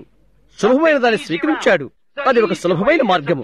అది ప్రజాదరణ కలిగి ఉన్న మార్గము. ప్రతి ఒక్కరూ నీ వీపు తట్టి నువ్వు మంచి అబ్బాయివి అని చెప్పబడే సులభమైన మార్గం అది. ఇది ఫలానే వారు అని లోకం నుండి చూచినటువంటి మార్గం. అది ప్రజాదరణ గల మార్గాన్ని వెళ్ళటం సులభం. అయితే ఒకటి వ్యత్యాసకరమైన నీవు చేయవచ్చున్నప్పటికీ నీవు ఒప్పుకోలు చేసిన ఒక దాన్ని ఆ సత్యము కొరకై నీవు నిలవబడవలసి వచ్చినప్పుడు అక్కడ నీకు కఠినమైన స్థానం అదే. అక్కడే నీకు తోముడు లేక రుద్దుడు ఎదురవుతుంది. అది అక్కడే ఉంటున్నది. ఓ ఆ పాత పట్టణం మనం తరచూ పాడుతూ ఉన్నట్లు సముద్రం నిమ్మలంగా ఉన్నప్పుడు ఓడ ప్రయాణం ఎంత సులభమో యెహోవా బలమైన బాహువును నమ్ముకుంటా అలాగా ఉంటుంది. అయితే అలలు పైకెగ్గని గాలి దెబ్బల చేత అలలు కొరడా దెబ్బలు కాని అప్పుడు ఏం చేస్తావు? ఒకప్పుడు ఒక స్త్రీ చెప్పారు, గుర్రం బడులు ఉండే దినాలు అవి. గుర్రం వెనక భాగాన్ని కొట్టు, గుర్రం పరుగులు తీస్తుంది మందిరంలో నుండి. అలా చెప్పబడింది. నీవేం చేస్తావు? తీగలు తెగే వరకు నేను యెహోవా యందు నమ్మిక ఉంచుతాను. ప్రభువును నమ్ముకునే సమయం అదే. ఆ బంధాలు తెగిన తర్వాత తీగలు తెగే వరకు నీవు నమ్మిక ఉంచాలి. అవును. కాబట్టి తర్షీషుకు వెళ్లే అనేకమైన సులభమైన మార్గాలున్నవని మనం చూశాము. అవి ఎంతో సులభమైనవి, బాధ్యతలు లేనివి. అవి ఊరికే పుట్టుకొస్తవి, ప్రతిదీని యొద్దకు వస్తవి. ప్రతి వారు నేను ఇష్టపడతారు, అందరూ నీకు ఇష్టపడతారు, నీవు ఎవరితో ఇష్టపడవు. అది కుండలు తుడిచే మసిగుడ్డు కదా. అవును, పైకెగటం, రెక్కలు జాడించడం. ఎందుకని? నీవెవరైనప్పటికీ నాకు అనవసరం. నీవు దేని కొరకున్నది నాకు అనవసరం. వాస్తవంగా ఏది మంచిదో దానికై నువ్వు ఒప్పుకోలు చేసి అందుకొరకే నిలబడినప్పుడు మంచి ఆలోచన గల ప్రజలు మరి మంచిగా నిన్ను గురించి ఆలోచన చేస్తారు. అవును, ఒక స్త్రీని తీసుకో, ఆమె ఏ విధంగా కూడా ఆకర్షణీయంగా లేకపోవచ్చును. ఆమె ఏమైనప్పటికీ అయితే ఆమె స్త్రీ తత్వానికి యోగ్యమైన పద్ధతులు కలిగి ఒక ఇల్లాలుగా నిలబడుతుంది. పురుషుడున్నట్లయితే, ఒక ఔన్సు పురుషత్వము కలిగిన పురుషుడు ఉన్నట్లయితే అతడు ఆమెను చేసుకుంటాడు, సంపూర్ణంగా చేసుకుంటాడు. ఒకరు ఒక దాన్ని కలిగినందుకు ఇది సత్యమని వారు తలంచిన సత్యము కొరకు నిలబడినందుకు కొరకై అట్టి వారిని మేము అభినందిస్తున్నాము. ఆషామాషగా ఉండాలని అనేక మంది క్రైస్తవులు నేటి దినాన ఆశిస్తారు. నృత్యమెత్తనంగా వారిని చేయాలనుకుంటారు. అంతా వారు తలంచేదంతా ఏదో సంఘంలో చేరిపోయి వారి పేరును గంధంలో రాయబడి ఏదో కొద్దిగా చేయాలని తలస్తారు. పైకి క్రిందికి ఎగురుతూ కేకలు పెడుతూ అది క్రైస్తవం అని పిలుచుకుంటారు. క్రైస్తవమనగా కఠినమైన బ్రతుకై ప్రస్తుత లోకములో అను దినము దేవుని కొరకై బ్రతుకుట క్రైస్తవం అవుతున్నది. అది దేవుని కొరకై నిరంతరం మండుచున్న అగ్ని. దేవుని ప్రేమ నీలో ఉండి నీలో మంటను రగిల్చి దూరానున్న ప్రజలను క్రీస్తు కొరకై మార్పు చేయ భారాన్ని నీలో ఉంచుతుంది. బాధ్యతలు అయితే లోకములు వెళ్లే మార్గాల గుండా వెళ్లడం సులభమే, ఆవిరిని పొల్లింపజేయడం సులభమే. నీ పడవ తీసుకుని వెళ్లి నదిలో నీవు కూర్చో. నీ పడవటి తెడ్డులు తీసుకుని ప్రవాహానికి ప్రతికూలంగా ప్రయాణం సాగించు. నీవు ఎక్కువ సమయం తీసుకునే అవసరం లేదు. అది చాలా కష్టంగా ప్రయాణం చేస్తుంది. అంటే నీవు అలా తెడ్డులను వదిలివేయి. ఎంత త్వరగా తెడ్లను అది దాటుతుందో గమనించు. అయితే నీవెక్కడికి వెళ్తావో చూడు. గుర్తుంచుకో, కార్యాలు సులభమై తెలాడుతున్నప్పుడు నీవు కొండ మీద నుండి పడే ప్రవాహం వైపు నీవు వెళ్లిపోతున్నావు. నీవు జలపాతం వెనుక వెళ్లిపోతున్నావు. అది జలపాతాల దాటుకు ఎంతో కాలం పట్టదు. కేవలం లోకముతో ఎగిరిపోవుట. ఆ మార్గం చాలా సులువు. నీవది కొనుక్కోవద్దు. లేదండి. అయితే నీ బాధ్యతలు నీవు స్వీకరించు. మీరది నమ్ముతున్నారా? అది సత్యమేనని మీరు తలుస్తున్నారా? ఈ దినాన దేవుడు మనకు గురించిన బాధ్యత, మనకు అనుగ్రహించిన బాధ్యత ఈ వర్తమానాన్ని బయటికి తెచ్చుట. పెద్దవాడినై పోతున్న కొలది నా యొక్క దినాలు తరిగిపోతున్నవని నాకు తెలుసు. క్రితమ కంటే నా బాధ్యత మరెక్కువైపోతుందని నాకు తెలుసు. ముందుకు సాగు. అది మనం చేయవలసి ఉన్నది. దాని వద్దకు మనం చేరాలి. మనం ఎక్కడికి వెళ్ళినప్పటికీ మనం దాన్ని చెప్పాలి. యేసుక్రీస్తు త్వరగా రాబోతున్న ప్రజలకు మనం చెప్పాలి. ఆయన దేవుడు, ఆయన త్వరగా రాబోతున్నాడు. ప్రపంచమందు మనకి ఎటువంటి నిరీక్షణ లేదు ప్రభు యొక్క రాకడ తప్ప.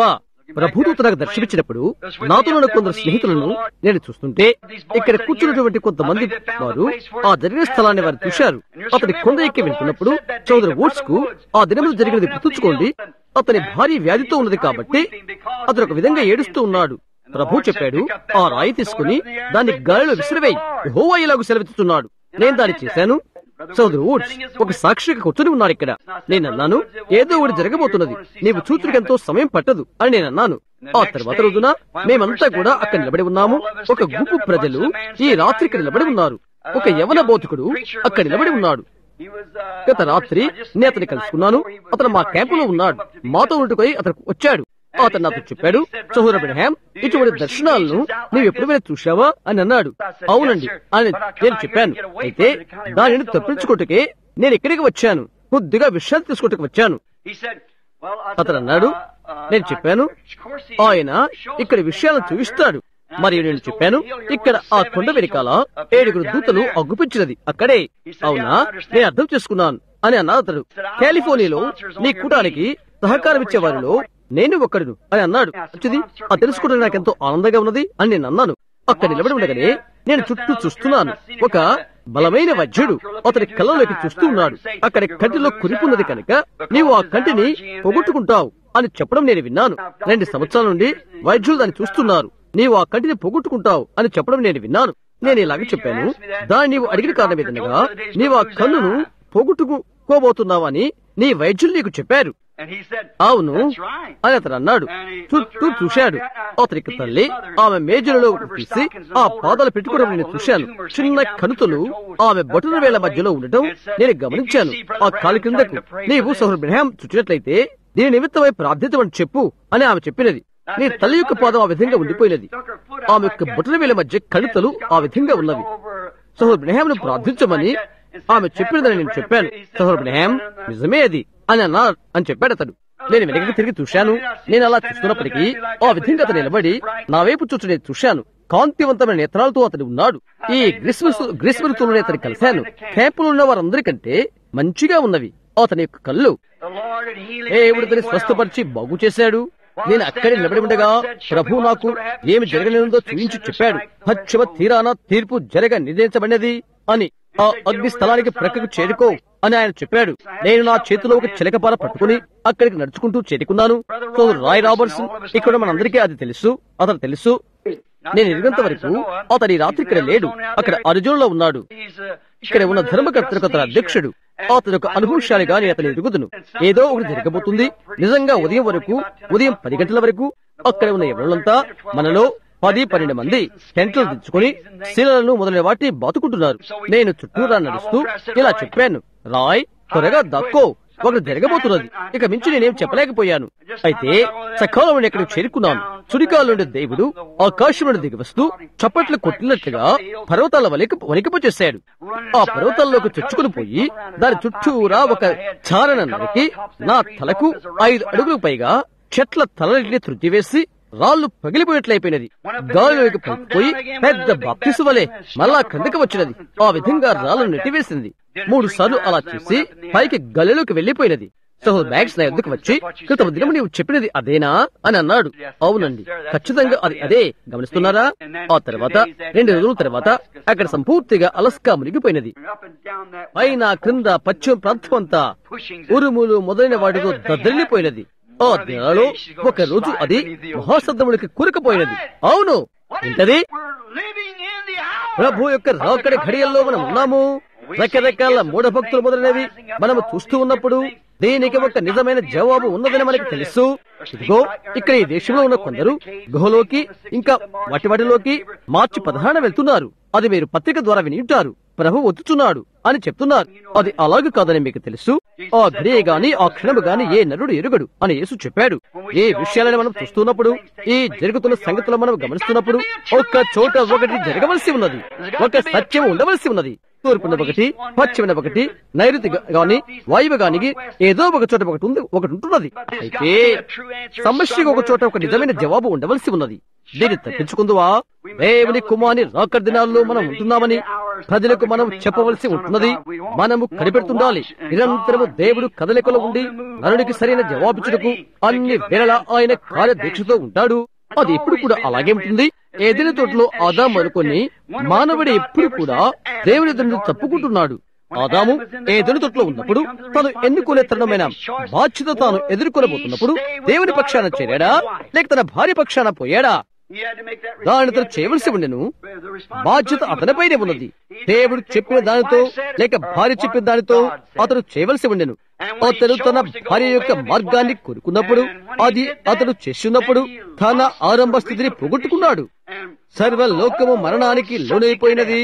అనగా తన భార్య కనుగొనిన కొత్త వెలుగును, అనగా విరోధమైన ఆ వెలుగును అతను అంగీకరించినప్పుడు లేక అతని బాధ్యతను స్వీకరించినప్పుడు ఆ విధంగా జరిగినది. ఓ దేవా, ఆలోచించేదాని గురించి దేవుడు వారికి గైకుంటానికై 8 లేక 10 మాటలిచ్చి ఉన్నాడు. అయితే నీవు ఆ వృక్షమును తినకూడదు, అది మాత్రమే వారు గైకొనవలసి ఉన్నది. వాక్యాన్ని వారు విరగొట్టారు.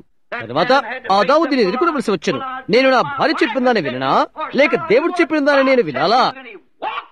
అతడు కళ్ళు తెరబడిన వాడై బయటికి వెళ్లిపోయాడు. అతడు బాధ్యతను స్వీకరించవలసి వచ్చాను. అది సమస్త మానవాళిని మరణంలోనికి నెట్టివేసినది. ఆ తర్వాత మరొక ఆదాము వచ్చాడు. ఆయన క్రీస్తు. ఆయన వంటి వాడు మరొకరు ఇక ఉండరు. ఆయన దేవుడు కాదని ఒకరు చెప్పగలరా?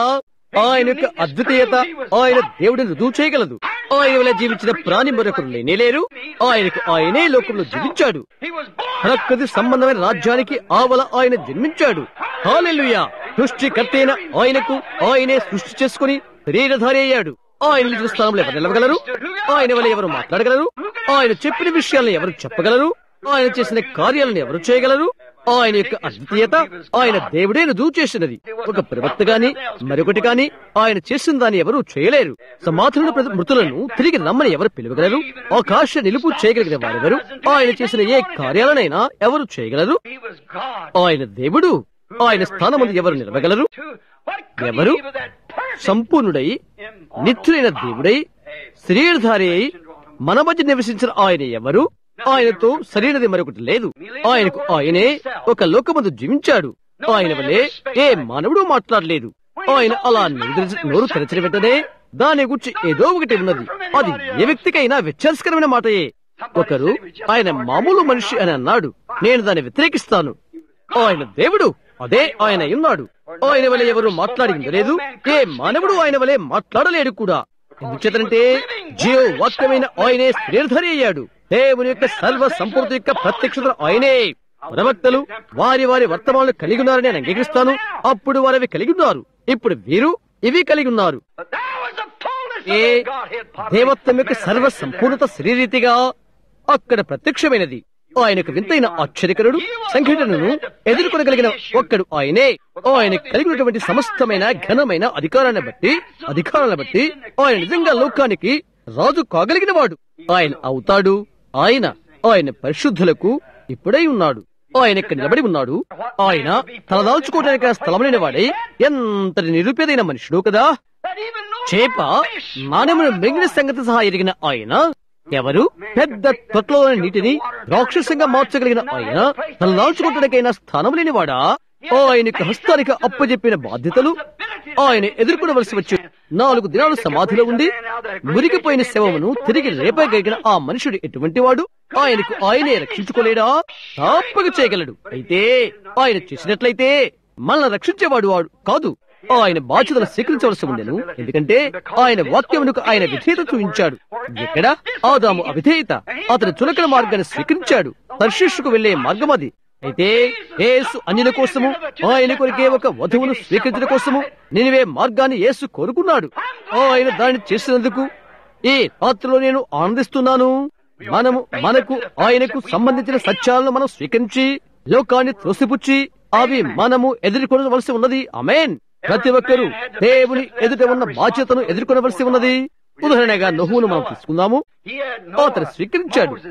నోవహు, మోషే, ఏలియా మొదలైన వారు వారి వారి కాలాల్లో వారి బాధ్యతలను చేపట్టారు. అది వారు చేయవలసి ఉండను. అయితే ఆ కారణం చేతనే ఆ కాలానికి వారు పంపించబడ్డారు. తన యొక్క విజ్ఞాన శాస్త్రీయంలో ఉన్నటువంటి నోహువును చూడు. విజ్ఞాన శాస్త్రానికి వ్యతిరేకమైన వాటిని అతను ఎదుర్కొనవలసి వచ్చను. ఎందుకని అవి విజ్ఞాన శాస్త్రానికి వ్యతిరేకమైనవి లేక అవి విజ్ఞాన శాస్త్ర సంబంధమైనవి కావు. ఆకాశం నుంచి వర్షం కురియనై ఉన్నదని వారికి చెప్పబడెను. ఆకాశముల నుండి ఎటువంటి చుక్కైన వర్షం వారికి లేనేలేదు.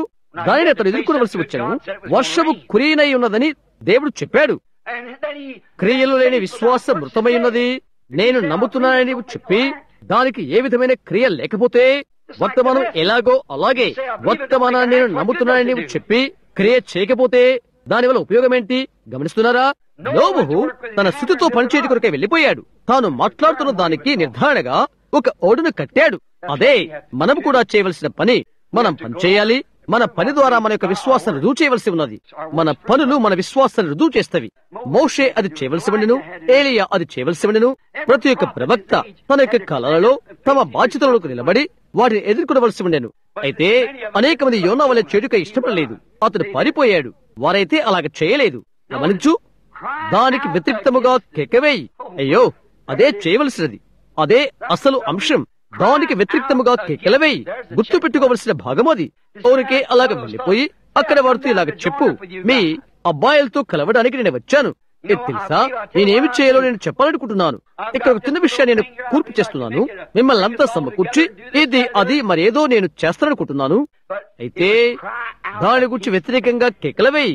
నీవు ఒకదానికి వ్యతిరేకముగా కేకలు పెడితే అక్కడ ఉన్న ప్రధానికి వ్యతిరేకంగా అతడు కేకలు వేయవలసి ఉన్నది. పట్టణానికి వ్యతిరేకంగా అతను కేకలు పెట్టాడు. వారి కార్యాలకు వ్యతిరేకంగా కేకలు పెట్టాడు. వారి సంఘానికి వ్యతిరేకంగా కేకలు పెట్టాడు. వారి ప్రవక్తలకు వ్యతిరేకంగా అతను కేకలు పెట్టాలి. వారి సేవకుల వ్యతిరేకంగా కేకలు పెట్టాలి. వారి యాజకుల వ్యతిరేకంగా అతను కేకలు పెట్టాలి. దాని సమస్తానికి వ్యతిరేకంగా కేకలు పెట్టాలి. దానికి వ్యతిరేకంగా అతను కేకలు పెట్టాలి. నోవహు తన కాలానికి వ్యతిరేకంగా కేకలు పెట్టాడు. వాస్తవం అది. అతను అలాగే చేశాడు. అతని కాలమందున సంఘాలకు వ్యతిరేకంగా అతను కేకలు పెట్టాడు. నిశ్చయంగా మోషే తన కాలానికి వ్యతిరేకంగా కేకలు పెట్టాడు. ప్రజలకు, యాజకులకు మొదలైన వారికి వ్యతిరేకంగా అతను కేకలు పెట్టాడు. అరణ్య మార్గమద్దట్లో కూడా అతను కేకలు పెట్టాడు. ప్రతి ఒక్క మలుపుడు తిరుగుడులో ప్రజల కొరకై అతను కేకలు పెట్టాడు. ఏలియా తన యొక్క కాలములో ఎటువంటి గుర్తింపు లేనివాడు. ఎందువల్లంటే ఆ కాలానికి వ్యతిరేకంగా అతను కేకలు పెట్టాడు. అతను అలాగే చేశాడు. బాప్తిసమిచ్చి యోహాను అతను తన యొక్క కాలంలో గుర్తింపు లేనివాడు. అతడు తన కాలానికి వ్యతిరేకంగా కేకల వేశాడు.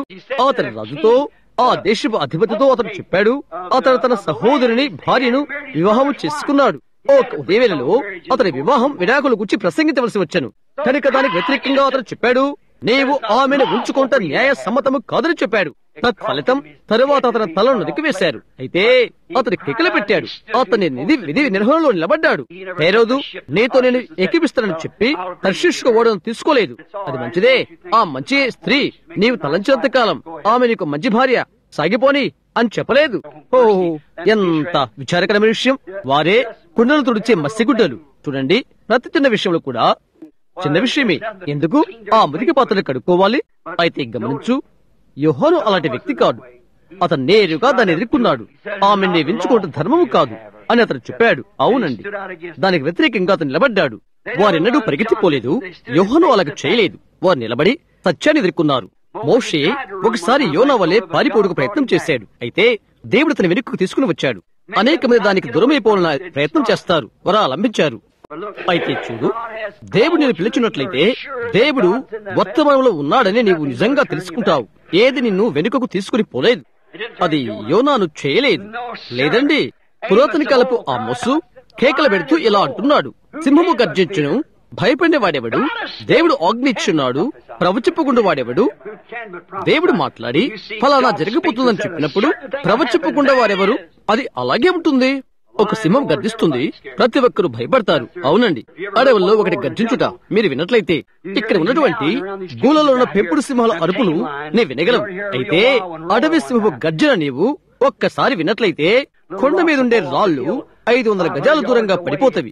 వాటి ఊపిరితిత్తుల్లో నుండి ఆ త్రేపు ఎక్కడి నుండి వస్తుందో నేను చూడలేదు. దాని తలను దించుకుని బొచ్చు పైకెగర వేసి ఉంటుంది. నేను ఏది మరొకటి చూడలేదు. పెరంగి పగిలిపోయినట్లుగా ఉంటుంది. అది తన పెద్ద ఊపిరితిత్తుల నుండి త్రేపినప్పుడు భయపడినవాడెవడు? వారు చెప్తారు, సింహము చేత చంపివేయబడినట్లయితే అది ఎలాంటి బాధ ఉండదు. నిన్ను అది మెరుగక ముందే మరణమంత భయాన్ని నీకు చేకూరుస్తుంది. నీవు దాన్ని గుర్తించలేవు. అది నేను ఎంతో ప్రమాదకరమైన గర్జం చేత నిన్ను అది భయభీతులు చేస్తుంది మరియు క్షణాల్లో నిన్ను భక్షిస్తుంది. ఇతడు చెప్తున్నాడు, సింహము గర్జించగా భయపడిన వాడెవడు? దేవుడు మాట్లాడగా ప్రవచించిన వాడెవడు? దేవుడు ఒకటి చేయవచ్చు. నీవు చూడగా నేను ప్రవక్తను కాకపోవచ్చును అని నీవు చెప్పవచ్చు. యోనా చెప్పాడు, నేను ప్రవక్తని కాకపోవచ్చు, లేక ప్రవక్తగా కుమారుని కాకపోవచ్చును. అయితే దేవుడు ఆజ్ఞగా ప్రవచించిన వాడెవడు? నేను ప్రవక్తను కాకపోవచ్చును, నేను అదే ఇది మరేదో కాకపోవచ్చును. దేవుడు ఏదైనా చేస్తుండగా నేను చూచినట్లయితే, ఇక్కడ వాక్యములో అది ఉన్నదని చూచినట్లయితే దానిని ఆయన వాగ్దానం చేశాడు. ఎవరు నిమ్మలంగా ఉండగలరు? నిజం, ఆయనది చేశాడు. ఈ మూఢభక్తి వెనకాలను, ఈ సహవాసాల వెనకాలను, అనగా తర్షీషుకు వెళ్తున్న వీటి వెనకాల మనము దాగుకునము. వాటి సహవాసాల వెనకాలకు వెళ్ళటకు మనం ఇష్టపడము. అయితే అనేక మంది ఆదాములంటి వారు దేవుని ఎదుర్కొనడానికై ఏదో ప్రత్యామ్నాయం ఉంచుటకో ఏదో మరేదో చేస్తారు. వారు దాన్ని తెలుసుకున్న తర్వాత సత్యాన్ని ఎదుర్కొని పోతున్నప్పుడు దేవుడు ఏమి చేయవద్దని చెప్పాడో తన భార్యతో కలిసి అదే చేస్తారు. అతను ఎలాగైతేనేం వెంట వెళ్ళాడు, అది చేశాడు. ఆ తర్వాత తన దిగంబరిని కనుగొన్నాడు. ఆమె అతడు ఇద్దరు ఏదేం తోటలో ఉన్నారు. వారి కళ్ళు తెరవబడినవి. అప్పుడు వారు ఏది మంచో ఏది చెడో తెలుసుకున్నారు. ఆ తర్వాత అతడు ప్రత్యామ్నాయాన్ని వెతికి దానితో కప్పుకోవడానికి ప్రయత్నం చేశాడు. అదే ఆ విధంగా ఈనాడు మనం చేయనది. ఆ క్షమాపణ చెప్తూ ఇది ఇన్నట్లయితే, లేక రాగైతే, లేదా అయినట్లయితే అంతే. చూశారా? అయితే నీవు దాన్ని ఎదుర్కొనాలి. అది తప్పైనా సరే, సరైనా సరే. అది సరైనదా, దానితో నిలబడు. అది తప్పైనదా, దానికి దూరమైపో. అంతే. మంచి ఏదో సరైనది ఏదో చూడు. నీవు ఇక వేచుండ అవసరం లేదు. అది సత్యమైనదో లేక సరైనదో మనం ఇప్పుడు చూద్దాం. దాంతో నిలబడదాం. అది సత్యమైనది మనకు తెలుసు. నేటి దినాన ప్రజల్లో ఇది మనం చూస్తున్నాము. సంఘాల్లో యథార్థత అనేది లేదు. మన మందిరానికి వస్తున్న ప్రశస్తమైన సహోదరి గృహములో మేము నివాసం చేస్తున్నాం. బహుశా ఆమె రాత్రి వేళలో ఇక్కడ కూర్చుండవచ్చును. ప్రజలకు ఆమె అద్దెకిస్తున్నది. ఆ స్థలాన్ని మాకు అద్దెకి ఇవ్వటానికి ఆమె మహిళ ఎంతో దయార్థ హృదయురాలైనది. నేను ఆమె యొక్క పేరు చెప్పాలనుకుంటున్నాను, కానీ నేను అలా చేయటానికి ఆమె అంగీకరించట్లేదు. ఆమె మహిళ ఎంతో జాలి కలిగి ఉన్నది. మేము నిజంగా ఆమెను బయటకు చెప్పకూడదు. ఆమె ఎంతో ప్రియమైన వారు. ఇంటిలో ఒక వైపునకు ఒక ప్రక్కకు టెలివిజన్ ఉన్నది. మాకు 2 డూప్లెక్స్ ఉన్నవి. నాకు పెద్ద కుటుంబం ఉంది. అంత యవనస్తుల గుంపు. వారికి విశాలమైన పడకలు కావాలి. ప్రతిదీ పైన పేర్చి పెట్టుకున్నాము. బయటకు రావడానికి, లోపలికి వెళ్ళడానికి నీవు అలా నడవలసి ఉన్నది. అక్కడ ఒక టెలివిజన్ ఉన్నది. ఈ టెలివిజన్ లో నుండి ఆదివారం ఉదయాన అందులో నుండి వచ్చే ఒక విధమైన పాటలను పిల్లలు గమనిస్తుంటారు. చూడండి, అది ఎంతగానో సిగ్గుకలుపు చేస్తుంది. ఎప్పుడంటే నీ చేతులు పెట్టుకోవడానికైనా నిజమైన క్రైస్తవం లేనట్లయితే క్రైస్తవం అనేది ఎక్కడ పిలువబడుతుందో దాని నుండి యథార్థతంతా వెడలిపోయినట్టు అనిపిస్తుంది. వారు అలాగా ఉండాలని అనుకోవడం లేదు. ఒకరినొకరు తగులాడుకోవడము, పాటలు పాటుకు ప్రయత్నించడము అదెంతో భీకరమైన విషయం. నావికుడు పిల్లలను లాగవేసి తమాషాలు చేయడం, అలాంటి వారితో సాగిపోవడం. పవిత్రత, క్రైస్తవం యొక్క పవిత్రత దాని యొక్క స్థానాన్ని పోగొట్టుకున్నట్లయింది. నేను ఒక మందిరానికి వెళ్లి చూశాను. అక్కడ సంఘ కాపరి నిలబడి ఈ విధంగా ప్రకటన చేస్తాడు, ఈతగొట్టు తేనెటీగా ఉండబోతున్నది అని. ఆ స్త్రీలందరూ తమ స్నాన బట్టలు ధరించుకుని అక్కడికి వెళ్తారు. వారొక పోరాటం ఆడబోతున్నారు. ఈ ఈతగొట్టు స్త్రీలు వారికి ఒక వినోదపు ఆట పెట్టుకుని బాగా కోడి మాంసాన్ని మసాలా వేసుకుని బొంకో ఆట ఆడుతారు. నాకైతే అది క్రైస్తవుల నుండి నిజ యథార్థతను తీసివేస్తుంది. ఏది అనుకుంటే అదే చేయడం. ఇక్కడికి వారు రావడం నేను చూస్తున్నాను. అనేక మంది మన సహోదరులు పొట్టిలంగా ధరించడం చూస్తున్నాను. ఆ వేడి దేశాల్లో నీవు చూచుట కంటే ఇక్కడ శీతల దేశంలో మనం చూస్తున్నాం. గమనిస్తున్నారా? అది వాస్తవం. అక్కడ ఎంతో వేడిగా ఉన్నప్పటికీ అనేకులు అక్కడ అవి ధరించరు. ఇక్కడైతే మనకి ఇక్కడ చలిగా ఉంటుంది, అయినా వారు అది చేస్తారు. చూస్తున్నారా? అది దయ్యం చేసే పని అని వారు దాన్ని గ్రహించరు. గమనిస్తున్నారా? అది సానుకూలతగా ఉన్నట్లయితే, అది నీకు ఉపయుక్తంగా ఉన్నట్లయితే అది వ్యత్యాసమవుతుంది. పురుషుడుగానే ఉండు, అది పురుషుడికి వికారంగా అగుపిస్తుందని అనుకుంటున్నాను. ఒక పురుషుడికి నీవు ఎలాంటి నిగ్రహత చెల్లించిన అవసరం లేదు. అయితే స్త్రీ అయితే ఆమె శరీరము పవిత్రమైనది.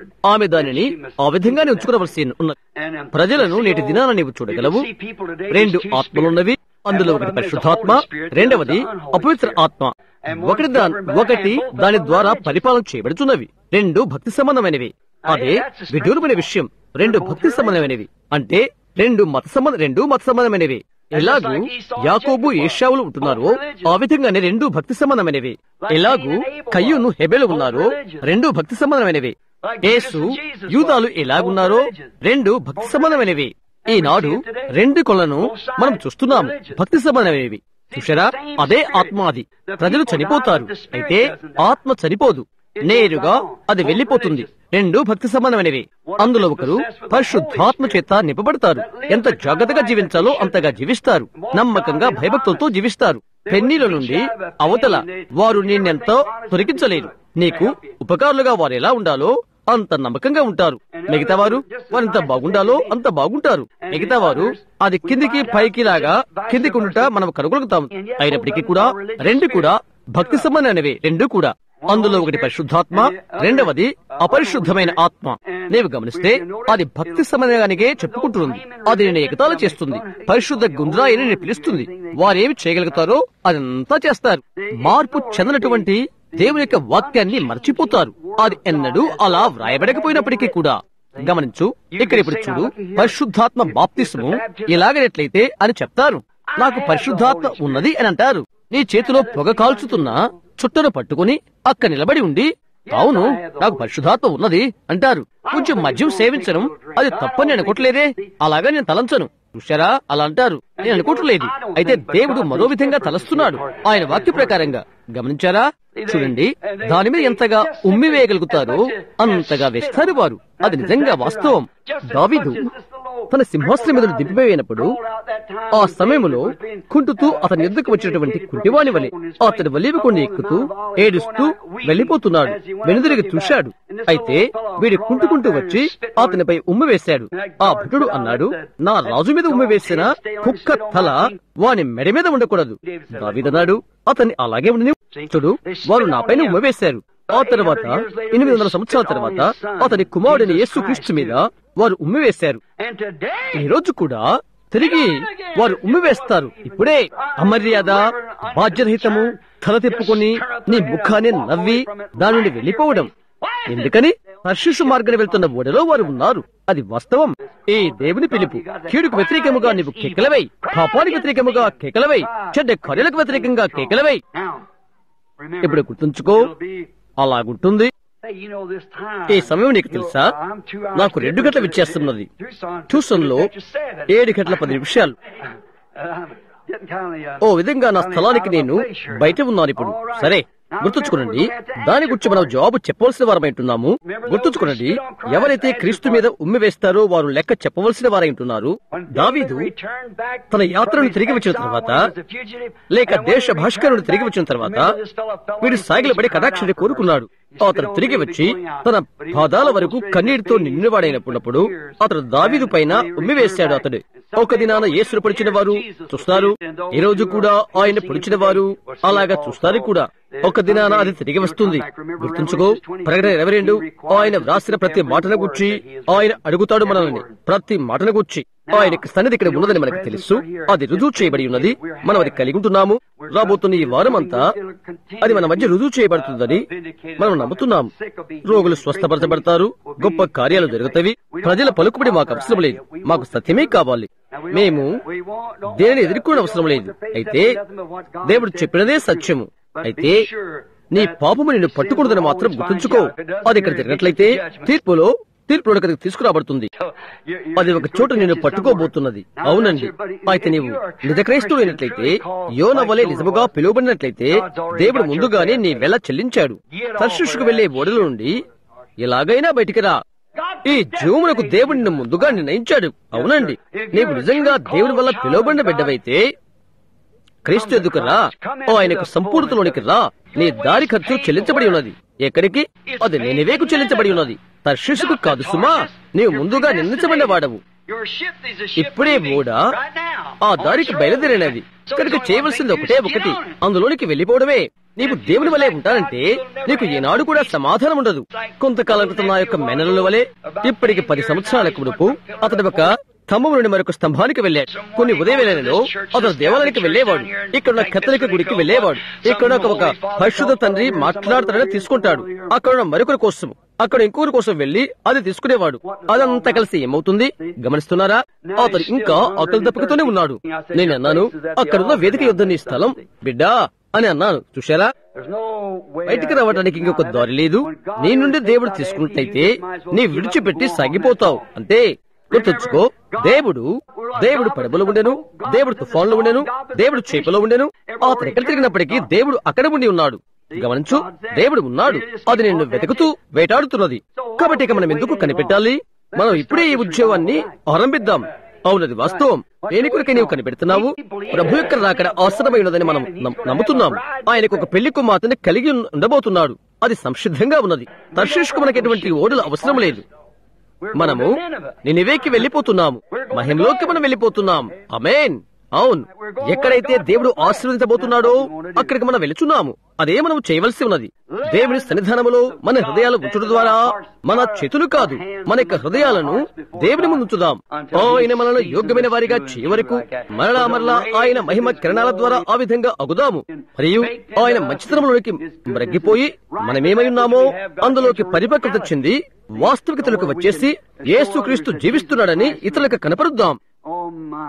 మనం నమ్మవలసి ఉన్నది. గుర్తుంచుకో, యోనా ఎక్కడికి వెళితే దేవుడు ఓడలో ఉన్నాడు, దేవుడు తుఫాన్లో ఉన్నాడు, దేవుడు చేపలో ఉన్నాడు. ఆయన యొక్క సంపూర్ణ చిత్తం నెరవేరే వరకు యోనాతోనే ఆయన ఉన్నాడు. అవును, ఆయన వెంట ఉన్నట్లయితే నువ్వు ఎక్కడ మోసం చేయవచ్చు, ఇక్కడ మోసం చేయవచ్చు, నీవు అక్కడ మోసం చేయవచ్చు. నీవు మొదటిగా ఆయన కొరకై ఆరంభించిన దానిని తిరిగి వచ్చి చేసే వరకు నీవు బహుహీనత చెందుతావు. చూశారా? దేవుని యొక్క సన్నిధానం నుండి పారిపోవద్దు, వెళ్ళకు, దాన్ని ఎదుర్కో. నీవు సత్యమైన నమ్ము. ఆ తర్వాత అది సత్యమైనట్లయితే నీవు జీవించుటకు లేక చనిపోవుటకు మరి దేనికైనా అది సరిపోతుంది. అది సత్యమే అని ఆయన నీకు రుజువు చేసినట్లయితే అలాంటప్పుడు ఇక దాని నుండి పారిపోవద్దు. ఆయన అక్కడే ఉంటాడు. అలాగే నీవు దాన్ని చేయలేవు. అక్కడికి వెళ్లి ఆ వర్తమానం ప్రకటించడం కొరకై ఆయన అభిషేకించిన, ఆయన సిద్ధం చేసిన ప్రవక్త ద్వారా అది జరుగుతున్నది. ఆయన మరొక ప్రవక్తను పంపించగలనట్లుగా అనిపిస్తుంది. అయితే ఆయన యోనాను అభిషేకించాడు అందుకొరకై. చిట్ట చివరకు ఏలియా కూడా దాన్ని చెయ్యడు, ఇర్మియా కూడా దాన్ని చెయ్యడు, మోషే కూడా చెయ్యడు. నినివేకు యోనాయే వెళ్ళవలసి ఉన్నది. అది అలాగే ఉంటున్నది. ఆయన అతనికి ఆజ్ఞించి వెళ్ళమన్నాడు. యోనా అక్కడికి వెళ్ళు, నినివేకి వెళ్ళు అని ఆయన చెప్పినప్పుడు యోనా తప్ప మరొకరు వెళ్లి ఆ పని చేయలేరు. దేవుడి ఒకటి నీకు చెప్పినప్పుడు నీవు దాన్ని చేయవలసి ఉన్నది, ఇంకెవరూ చేయలేరు. మనమే దాన్ని ఎదుర్కొనవలసి ఉన్నది. వెళ్లి అది చేయి. దేవుడు ఒక దాన్ని చేస్తున్న కాలంలో మనం జీవిస్తున్నామని మనం నమ్ముతున్నాము. ఇప్పుడు వాటి మధ్యనే మనం జీవిస్తున్నామని మనం నమ్ముతున్నాము. పరిపక్వతకై కనిపెడుతూ ఉన్నటువంటి సమాజం కొరకై ఈ రాత్రి నేను ప్రసంగిస్తున్నానని నేను నమ్ముతున్నాను. నా నిన్నైన హృదయంతో నిజంగా నమ్ముతున్నాను. అది ఎల్లప్పుడూ ఎలా ఉంటుందో ఇప్పుడు అలాగే ఉంటుందని నేను చెప్పగలను. యోహాను 14:12 నెరవేర్పు జరగవలసిన ఘడియ వచ్చిందని మనం నమ్ముతున్నాము. మలాకి 4 నెరవేర్పు జరగవలసిందని మనం నమ్ముతున్నాము. లూకా 17:30 నెరవేర్పు జరగవలసినదని మనం నమ్ముతున్నాము. ఆయన చెప్పినటువంటి అన్ని ప్రవచనాలు ఈ దినాన నెరవేరునని మనం నమ్ముతున్నాము. అవి నెరవేర్చవలసి ఉన్నవని మనం నమ్ముతున్నాము. ఇప్పుడే అవి నెరవేరుతున్నట్లుగా మనం నమ్ముతున్నాము. అది ఖచ్చితంగా వాస్తవం. పరిగెత్తడం నిలుపుచేయి. ఆయన సన్నిధిలోండి బయటికి రావద్దు. ఆయన సన్నిధిలోనికి కదల వెళ్ళు. అవును, నీవు దేని కొరకు ఆశపడుతున్నావో నాకు తెలుసు. టెక్సాస్ లో నుండి, లూసియానాలో నుండి వచ్చుచున్న లైసెన్స్ నేను చూస్తున్నాను. అందుకొరకే మేము ఇక్కడ ఉన్నాము. ఆయన సన్నిధిలో నుండి పారిపోవుటకు కాదు, అయితే ఆయన సన్నిధిలోనికి పరిగెత్తి వెళ్ళుటకు. తిరిగిరా. యోనవల్లిని ఉన్నట్లయితే నీవెక్కడికి వెళ్లాలో ఏమి చెయ్యాలో అని తిరుగుతున్నట్లయితే ఈ రాత్రి ఓడలోకి రా. కేకల వేటి కొరకై మేము నినివేకి వెళ్లిపోతున్నాం. తర్షీషు ఓడలోకి వెళ్లాలనుకునే వారికి వెళ్ళుటకు మేము అనుమతిస్తున్నాం. తర్షీషుకు వెళ్లాలంటే దేవుని దగ్గర మాకు ఒక బాధ్యత ఉన్నది. బాధ్యతకున్న వర్తమానం మాకున్నది. ఈ రానున్న వారంలో నేను దేని కొరకు కేకలు పెడుతున్నానో దాని యొక్క చిన్న ఆలాపన మీకు ఈ రాత్రి ఎరుకు చేయబడును గాక. సహోదరులారా, నేను ఒక వర్తమానం కొరకు నిండు బాధ్యత కలిగి ఉంటున్నాను. నేను కేకలు పెడుతున్నట్లయితే ఇక్కడ కూర్చున్నటువంటి దైవ సేవకులైన మీరు మీ భావాలు నేను బాధపరచది కాదు. ఇక్కడ ఉన్నటువంటి స్త్రీ పురుషులైన మీరు ఈ వివాహము, విడాకులు, తగాదాన్ని రేకెత్తించిన మీరు ఈ రాత్రి మీరు గుర్తుంచుకోవాలని అపేక్షిస్తున్నాను. ఇదంతా మీకు చేరువొకటికే నేను చెప్పి ఉన్నాను. అది నేను దేవునికి బాధ్యతనై ఉంటున్నాను. మరి ఇంకా కూడా సత్యాన్ని మీకు తెలియజేయడం కొరకై బాధ్యతనై ఉంటున్నాను. దేవుడు ఏది నాకు సత్యమైనది తెలియజేసి ఉంటాడో అది కాక మరొకటి నేను చెప్పలేను. సత్యాన్ని నేను ఎరిగే వరకు దాని గురించి నేను ఏది చెప్పను. వివాహము, విడాకుల మీద దేవుడు నాకు సత్యాన్ని తెలియజేశాడని నేను నమ్ముతున్నాను. దాన్ని బయటకు తెచ్చుట కొరకై ఆయన అనుమతిస్తాడు. మిగతా వర్తమానాలు ఈ వారమే రావాలని నేను ఉద్దేశిస్తున్నాను. ఈ మెల్కీషెదెకు ఎవరు? దేవుడు తన నామమును పెట్టుటకు ఆయన ఎక్కడ ఏర్పాటు చేసుకున్నాడు? అలాంటి మరికొన్ని రాబోతున్నవి. ఇంకా ప్రసవ వేదనలు, ఇంకా కొన్ని ఒక పురుషుడు స్త్రీని ఎన్నుకుంటలో ఉపచారోక్తులు మొదలైనవి, అలాంటివి కొన్ని ఈ వారంలో తీసుకుని రావాలని ఆశిస్తున్నాను. అయితే అది ఇక్కడ ఒక పరిచర్య ఉండవలసి ఉన్నది. సమాజం నేను కోరుతున్నాను. ఇక్కడ ఎవరైనా సేవకులు ఉన్నట్లయితే కొందరు మీలో తిరిగి మీ సంఘాలకు వెళ్లిపోయి సోదరుడు బ్రహ్యాం ఈ విధంగా చెప్పాడు అని మీరు చెప్పుకోవాలని నేను కోరను. సర్వశక్తిమంతుడైన దేవుని వలన పొందినటువంటి వర్తమానానికి నేను బద్ధుడనై ఉంటున్నాను. నేను ఇక్కడ ఏ విధంగా నిలబడి ఉన్నానో ఆ విధంగానే అది సత్యమేనని దేవునికి తెలుసు. అక్కడే 1933లో ఇక్కడే ఈ స్ప్రింగ్ స్ట్రీట్ లో ప్రభుదూత దిగివచ్చి ఆయన ఏమి చెప్పినది, ఆ నది ఏమి చెప్పినది ఎరిగిన కొందరు ప్రజలు ఇక్కడ కూర్చొని ఉన్నారు. ఇక్కడ నీవు క్రొత్తవానిగా ఉన్నట్లయితే నేరుగా నడుపుకుంటురా. అది స్ప్రింగ్ స్ట్రీట్ మూలనే. అక్కడ నీవు నదిని కలుసుకునగలుగుతావు. అక్కడే అది జరిగినది. అది 1933లో జరిగినది. బహుశా అది 32 సంవత్సరాల క్రితం జరిగినది. 32 సంవత్సరాల క్రితము, 32 సంవత్సరాలకు మునుపు అక్కడే అవన్నీ ఆయన ఎలా తెచ్చినది అదంతా వర్తమానం తీసుకుని వస్తూ మేం బయలుదేరి వెళ్లి ఉన్నాం. రోగులు స్వస్థత, గుడ్డివారు చూపు పొందుట, కుంటివారు, ఓచకాలు చేతులు గల వారు స్వస్థత మేము చూశాం. చివరకు చనిపోయిన వారు సహా తిరిగి లేచడం మేము చూచున్నాం. మేమది పరీక్షించి తెలుసుకున్నాం. ప్రజలు చనిపోయారు, తిరిగి ప్రాణాన్ని పొందుకున్నారు, మొదలైనవన్నీ జరిగినవి. ఒక వర్తమానం బయలుపెడితే అద్భుతాలు, సూచన క్రియలు జరిగినవి. అదే తలంపుతో ఉన్న బడి ఇంకా నీతోనే రావడము నీవింకా చూస్తావా? అది దేవుని వద్దనే రాలేదు. దేవుడు అది అలా చేయడు.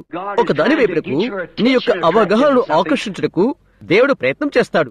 అప్పుడు యేసు బయలువెళ్లి ఆయన రోగులు స్వస్థపరచుటకును గొప్ప సూచికలు చేయుటకును మొదలుపెట్టెను. యేసుది చేశాడు.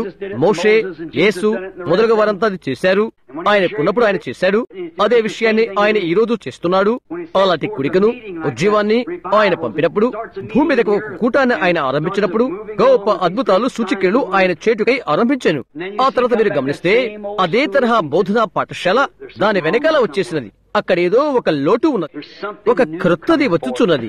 యేసు వచ్చిన తర్వాత ఆయన ఒక గొప్ప రబ్బీ.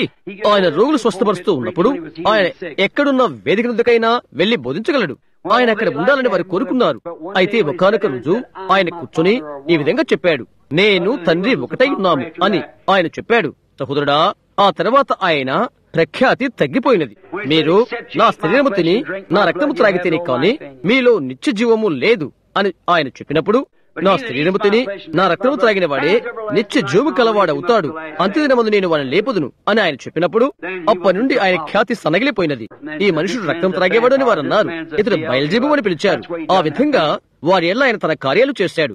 జరగబోతున్న సంగతులు ఆయన తెలియచేశాడు. వారి మనస్సులను ఆయన చూచి, అనగా ఆత్మ ద్వారా అవగాహన చేసుకుని వారి తలంపులను ఆయన గ్రహించాడు. జరగబోతున్న సంగతులు ఆయన చెప్పాడు. అయితే అదేంటి? ఆయన దేవుని యొక్క వాక్యమై ఉండి ఆ ఘడిక బయలుపరచబడిన దేవుని యొక్క వాక్యమై ఉన్నాడు. ఆయన బాధ్యతకు బద్ధుడై ఉన్నాడు. ఆయన చెప్పాడు, నేను ఎల్లప్పుడూ నా తండ్రికి ఇష్టమైన దాన్ని చేయుచున్నాను. తండ్రికి ఇష్టమైన కార్యాన్ని మనం కూడా చేయుటకు దేవుడు మనకు సహాయం చేయను కాక. మీరందరూ అర్థం చేసుకున్నారని అనుకుంటాను.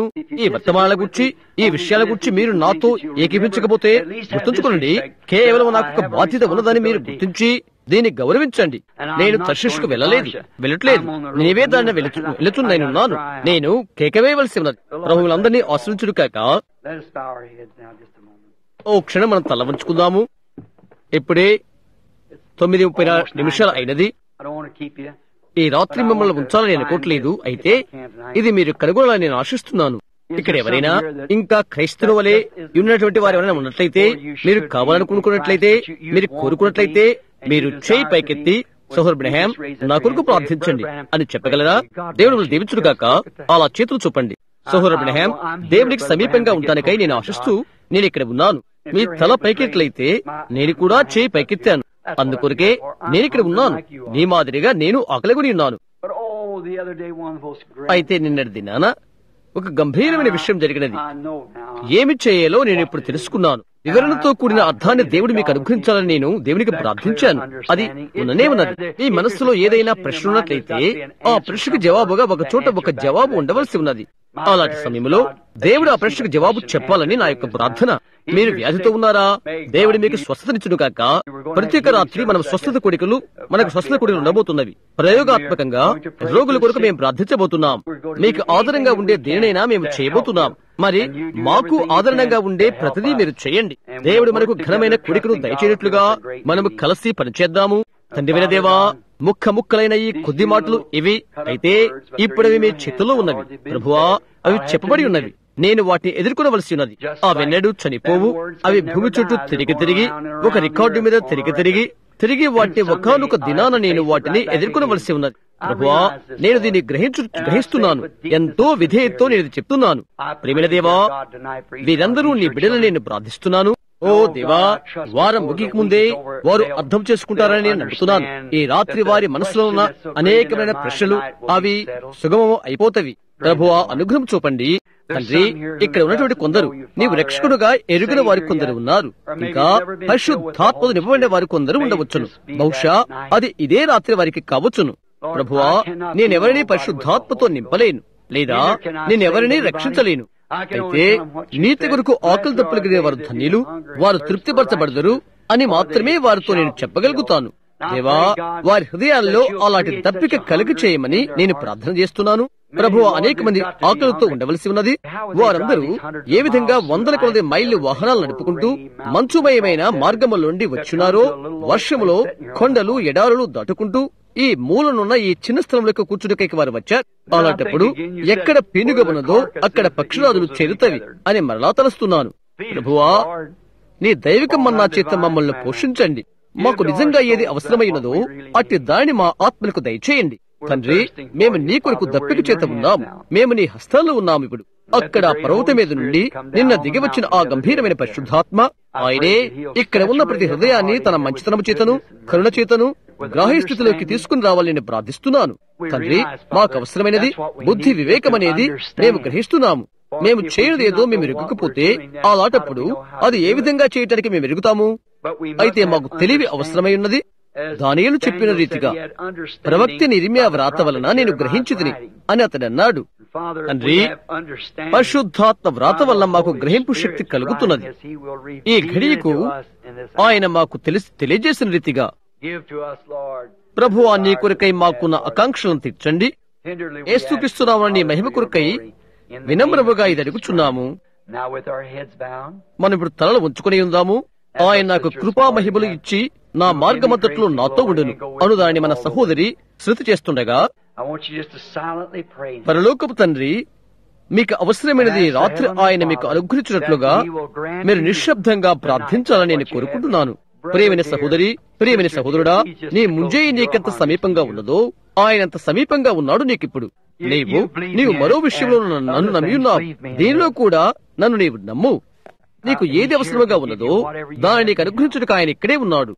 కొన్ని వారాల నుండి నేనెంతగానో ఆకలి దప్పుకతో మిమ్మల్ని చూడాలని ఇంటి బెంగతో ఉన్నాను.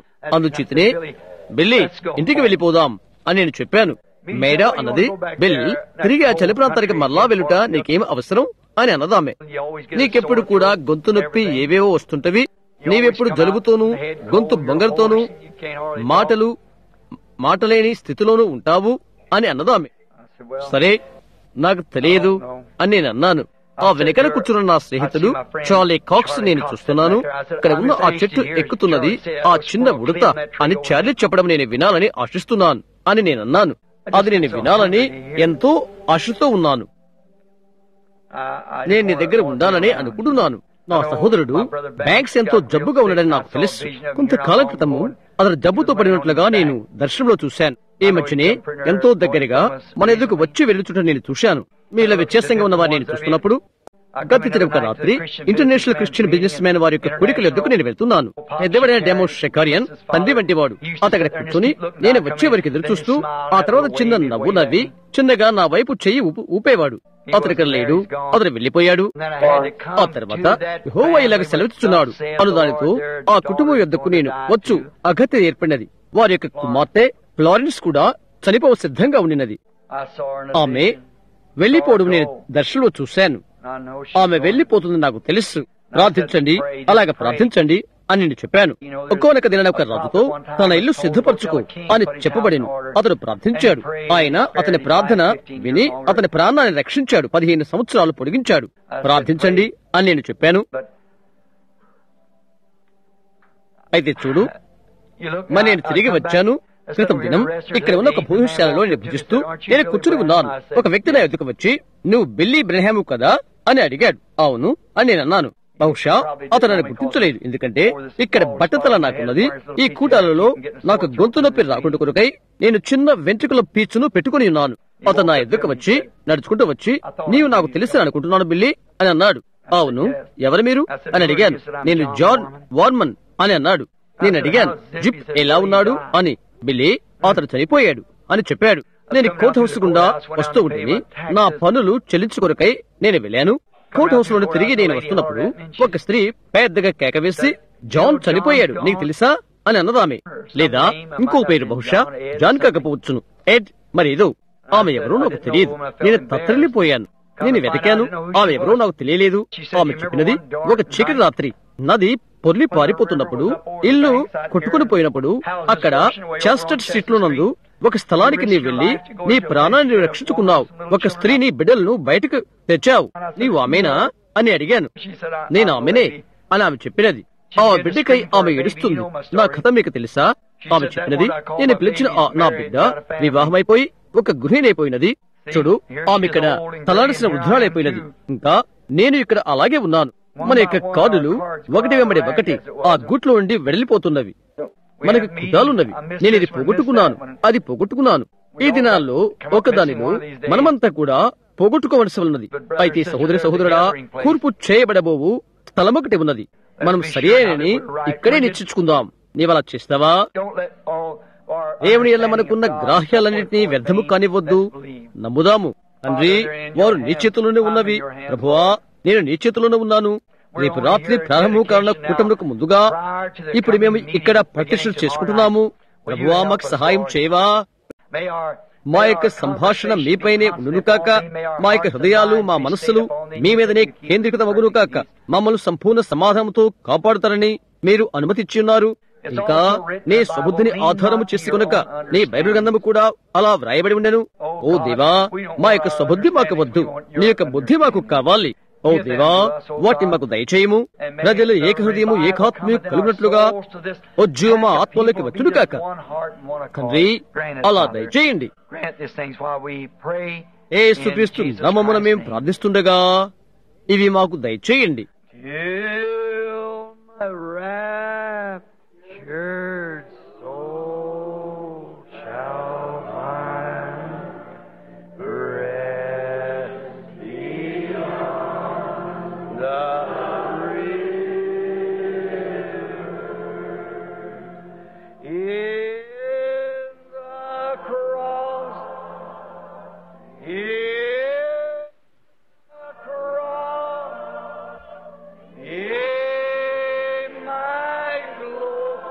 Raise your hand.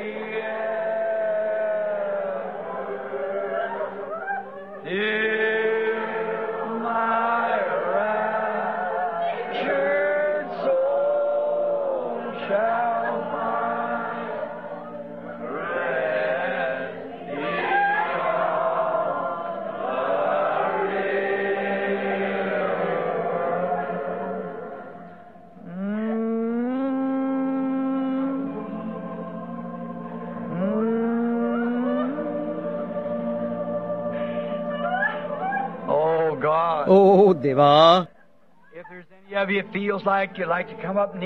మీలో ఎవరైనా వచ్చి వేదిక వద్ద మోకరించవాలని ప్రేరేపణ కలిగినట్లయితే రావచ్చు. ప్రభువా, నేను ఎక్కడ పడవలను, నేనెక్కడ లేను, నేను తిరిగి ప్రతిష్ఠ చేసుకోవాలని ఆశిస్తున్నాను. ప్రభువా, నేనది ఈ రాత్రి చేయాలని కోరుకుంటున్నాను. మీరు వచ్చటకు ఆహ్వానించబడుతున్నారు. మీకై ప్రార్థించుటకై మేమిచ్చట ఉన్నాం.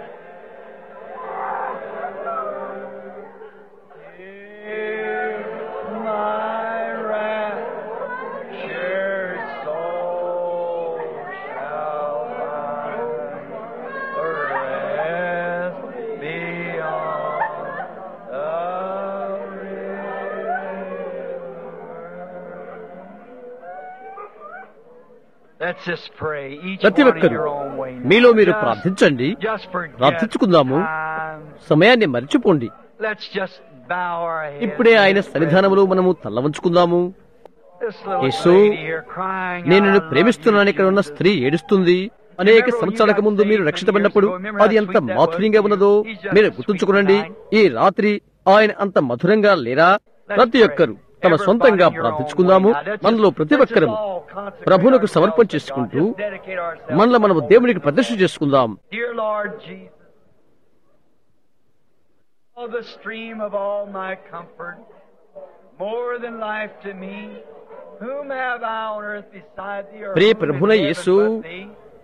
ప్రియమైన దేవా, God, we pray me now కృపా కనికరాలు that your మా ప్రతి ఒక్కరి పైన mercy and grace కుమ్మరించబడాలని will be sent upon మేము each and ప్రార్థిస్తున్నాము. every one of us. ప్రభువా, Lord, we're here మేము ఇక్కడ around వేదిక the వద్ద altar. చేరి ఉన్నాము. Many could not come అనేకులు up. రాలేకే ఉన్నారు. You meet them వారు at కూర్చున్న their స్థలాల్లోనే వారిని సంధించండి. ప్రభువా, మేమేది అర్పించినప్పటికీ స్వీకరించుటకు మీరు సంసిద్ధంగా ఉన్నారు. మేము మా యొక్క సమయాన్ని అర్పించుకున్నట్లయితే మీరు అంగీకరిస్తారు. వరాన్ని అర్పిస్తే మీరు అది అంగీకరిస్తారు. ప్రభుదేవా, ఈ రాత్రి అయితే దాన్ని మేము దాటిపోతున్నాము. మాకున్నదంతా మేము అర్పణ చేసుకుంటున్నాము.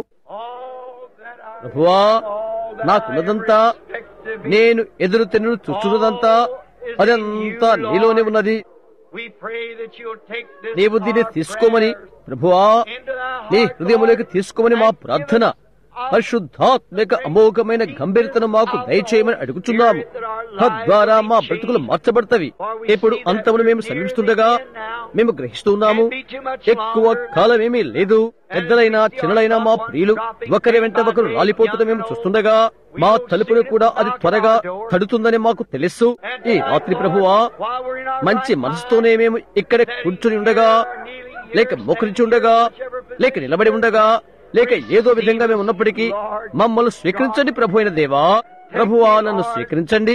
నేను వట్టివాడను, అయితే నేను ఏమై ఉన్నాను ప్రభువా, నాలో నీకు ఉపయోగపడ్డది ఏదైనా ఉంటే నన్ను నేనుగా నీకు అర్పణ చేసుకుంటున్నాను. ఏమైనా దేవా, వీరందరి నిమిత్తం నేను ప్రార్థిస్తున్నాను. అరిజోనాలోని పర్వతాల నుండి మొరపెడుతున్న దూరాన నిలబడి ఉన్న ఈ ప్రజలకు, ఇక్కడ వారి రాత్రి మాతో కలిసి వేదిక చుట్టూరా ప్రార్థిస్తూ వారి బ్రతుకులు ప్రతిష్ఠించుకుంటూ మోకరించి ఉన్నారు. మా సొంత ప్రాణాల కంటే మిన్నగా మిమ్మల్ని ప్రేమిస్తున్నాము తండ్రి. మా సొంత కుటుంబాల కంటే మిన్నగా మిమ్మల్ని ప్రేమిస్తున్నాము.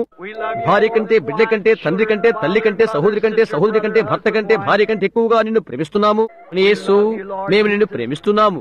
ప్రభువా, మా హృదయాలలో దాన్ని వాస్తవికతం చేయండి. ప్రభువా, ఈ వారం మా ఆత్మలలో ఆనంద తైలాన్ని కృంభరించండి. వాక్య ఉదక స్నానాన్ని మాకు దయచేయండి.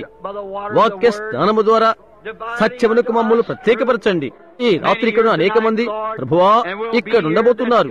ప్రాముఖ్యమైన ఈ పాఠ్యాంశాలపై గలిబిలి చెందారు. ఓ దేవా, దేవుడింటిలో ఆ పూటను తెరవ చేయండి. అది మమ్మలను కడుగుతున్నది. దేవా, నీవు నీ రక్తముతో మమ్మల్ని కడిగి శుద్ధీకరించి నూతన సృష్టిగా మమ్మల్ని చేయమని నేను ప్రార్థిస్తున్నాను. యేసు క్రీస్తు ఆయన దైవిక ప్రత్యక్షలోని వాక్య సత్యమును తుచుట కొరకై కృపా బలములు అనుగ్రహించండి.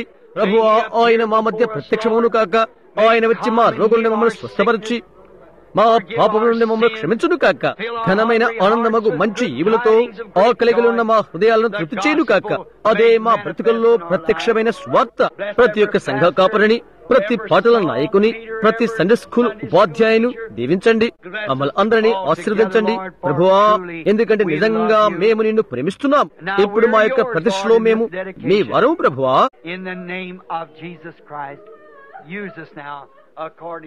నీ స్వంత చిత్త ప్రకారంగా మమ్మల్ని వినియోగించుకునండి. యేసుక్రీస్తు నామమున. My faith looks up, the darkness turns to day, a white sorrow tears away. Nor let me ever stray from thee. Does that make you feel good? అది మీకు ఆనందాన్ని చేకూరుస్తున్నదా? పాత పాటలు పాడటానికి ఎంతమంది ఆశిస్తారు? ఆమేన్. నేను ఇది ప్రేమిస్తున్నాను. మరి మీరు? Oh, we're marching to Zion, beautiful, beautiful Zion. We're marching upward to Zion, that beautiful city of God. Oh, we're marching to Zion. Oh, beautiful, beautiful Zion. We're marching upward to Zion, that beautiful city of God. Come we that love the Lord, and let our joys be known. Join in the song with sweet accord. Join in the song with sweet accord. And thus around the throne and thus మనము ఇప్పుడు అది పాడుతూ నిలబడదాం. ఒకరినొకరు కరస్పర్శ చేసుకుందాం. సహోదరి నిన్ను దీవిస్తున్నాను, సహోదరి నిన్ను దీవిస్తున్నాను, సహోదరుడా నిన్ను దీవిస్తున్నాను, సహోదరి నిన్ను దీవిస్తున్నాను. we're marching upward to Zion, that beautiful city of God. మనము ఇప్పుడు దేవుని వైపునకు మన చేతులెత్తుదాం. Oh, we're marching to Zion, beautiful, beautiful Zion. We're marching upward to Zion, that beautiful city of God. Oh, we're marching to Zion. Oh, beautiful, beautiful Zion. We're marching upward to Zion, that beautiful city of God. అది మిమ్మల్ని Doesn't that make you feel ఆశ్చర్యచకితులుగా చేయట్లేదా? ఆహా, మనం మన చేతులు పైకెత్తి మనం మన సొంతంగా ఆయన స్తుతిద్దాం. Lord Jesus, thou the rose of Sharon, lily ప్రభుని యేసు, షారోరు రోజావు నీవే, లోయలో లిల్లీ పద్మానివి నీవే, వేకు నక్షత్రానివి, 10,000 మందిలో నా ఆత్మకు ప్రియుడువు నీవే, నా ఆదరణ అంతటికు నా ప్రాణము కంటే నీవు ఆధారము ఊటవు నీవే. ప్రభువా, ఎలాగ నిన్ను స్తుతించాలి? మేము ఇక్కడే ఉన్నాము, ఎలాగ స్తుతించాలి ప్రభువా? how we praise and bless thee, our ప్రశస్తమైన ప్రభువా, ఎలాగ నిన్ను స్తుతించాలి మా రక్షక? grant these things, grant it.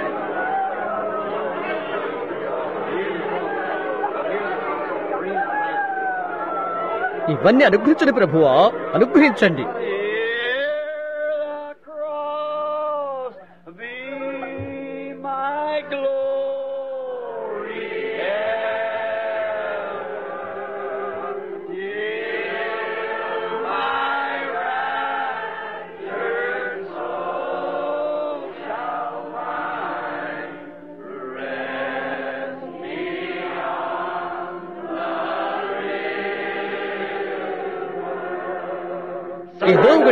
ఏదో ఒక అనుభూతితో నేను ఉన్నాను, నేను అనుభూతితో ఉన్నాను. మన ముందు ఒకటి ఉన్నది. ఇప్పుడు నేను ప్రవచిస్తున్నానని తప్పక గుర్తించండి. great joy. ఘనమైన ఆనందం మన ముందున్నది, అది నమ్మండి.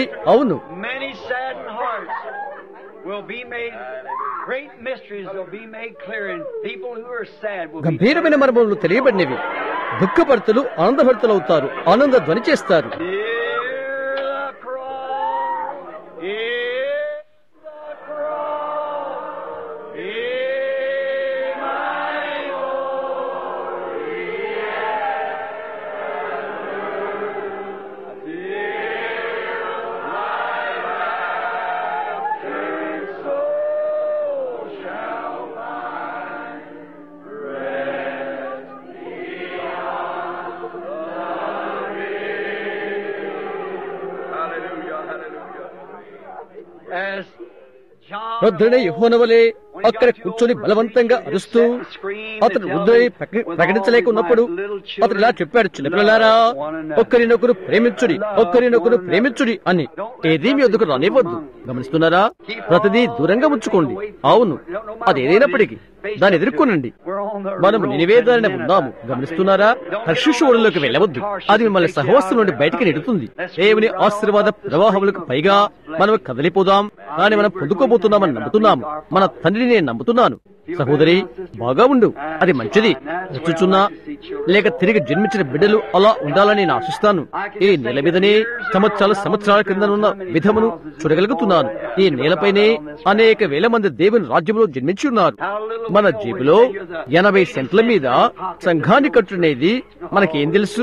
ఆయన చెప్పాడు, ప్రభువైన నేనే దాని నటితని, దివారాత్రులు దానికి నీరు కట్టెదను అని ఆయన చేశాడు. ఆయనే చేశాడు. దేవుడు మనం దీవించును. ఇప్పుడు మనం తల్లవంచుకొని గుర్తుంచుకునండి, రేపు రాత్రికి స్కూల్ ఆడిటోరియంలో కూడికలు ఏర్పాటు చేయబడినవి. కొందరు కొత్త వారు వచ్చుతున్నారు కనుక అక్కడికి ప్రజలను ఏ విధంగా చేర్చుట కొరకై ఇక్కడ నుండి ఒకరిని పంపవలసి ఉంటున్నది. మీరు ఆయన ప్రేమిస్తున్నారా? అలాగైతే ఆమెను చెప్పండి. ఆయన ఆశ్చర్యకరుడు కాదా? ఆమేన్. ఇక్కడ చెరువు దగ్గర నిలబడి ఆ పాత పాటను పాడాను. యోర్దాను తుఫాను గట్టున నేను నిలబడి ఆలోచించు, అది 30 సంవత్సరాల క్రితం, 33 సంవత్సరాల క్రితము. ఎక్కడైతే నా ఆస్తులు నిలబడి ఉన్నవో, సంతోషకరమైన సంబరపూర్తమైన కణాల వైపు నా ఆస్తిగుణ నేత్రాన్ని నేను ఉంచి అక్కడ ఆ సాయంకాల వేళలో అనేక మందికి నేను బాప్తిసం ఇచ్చాను.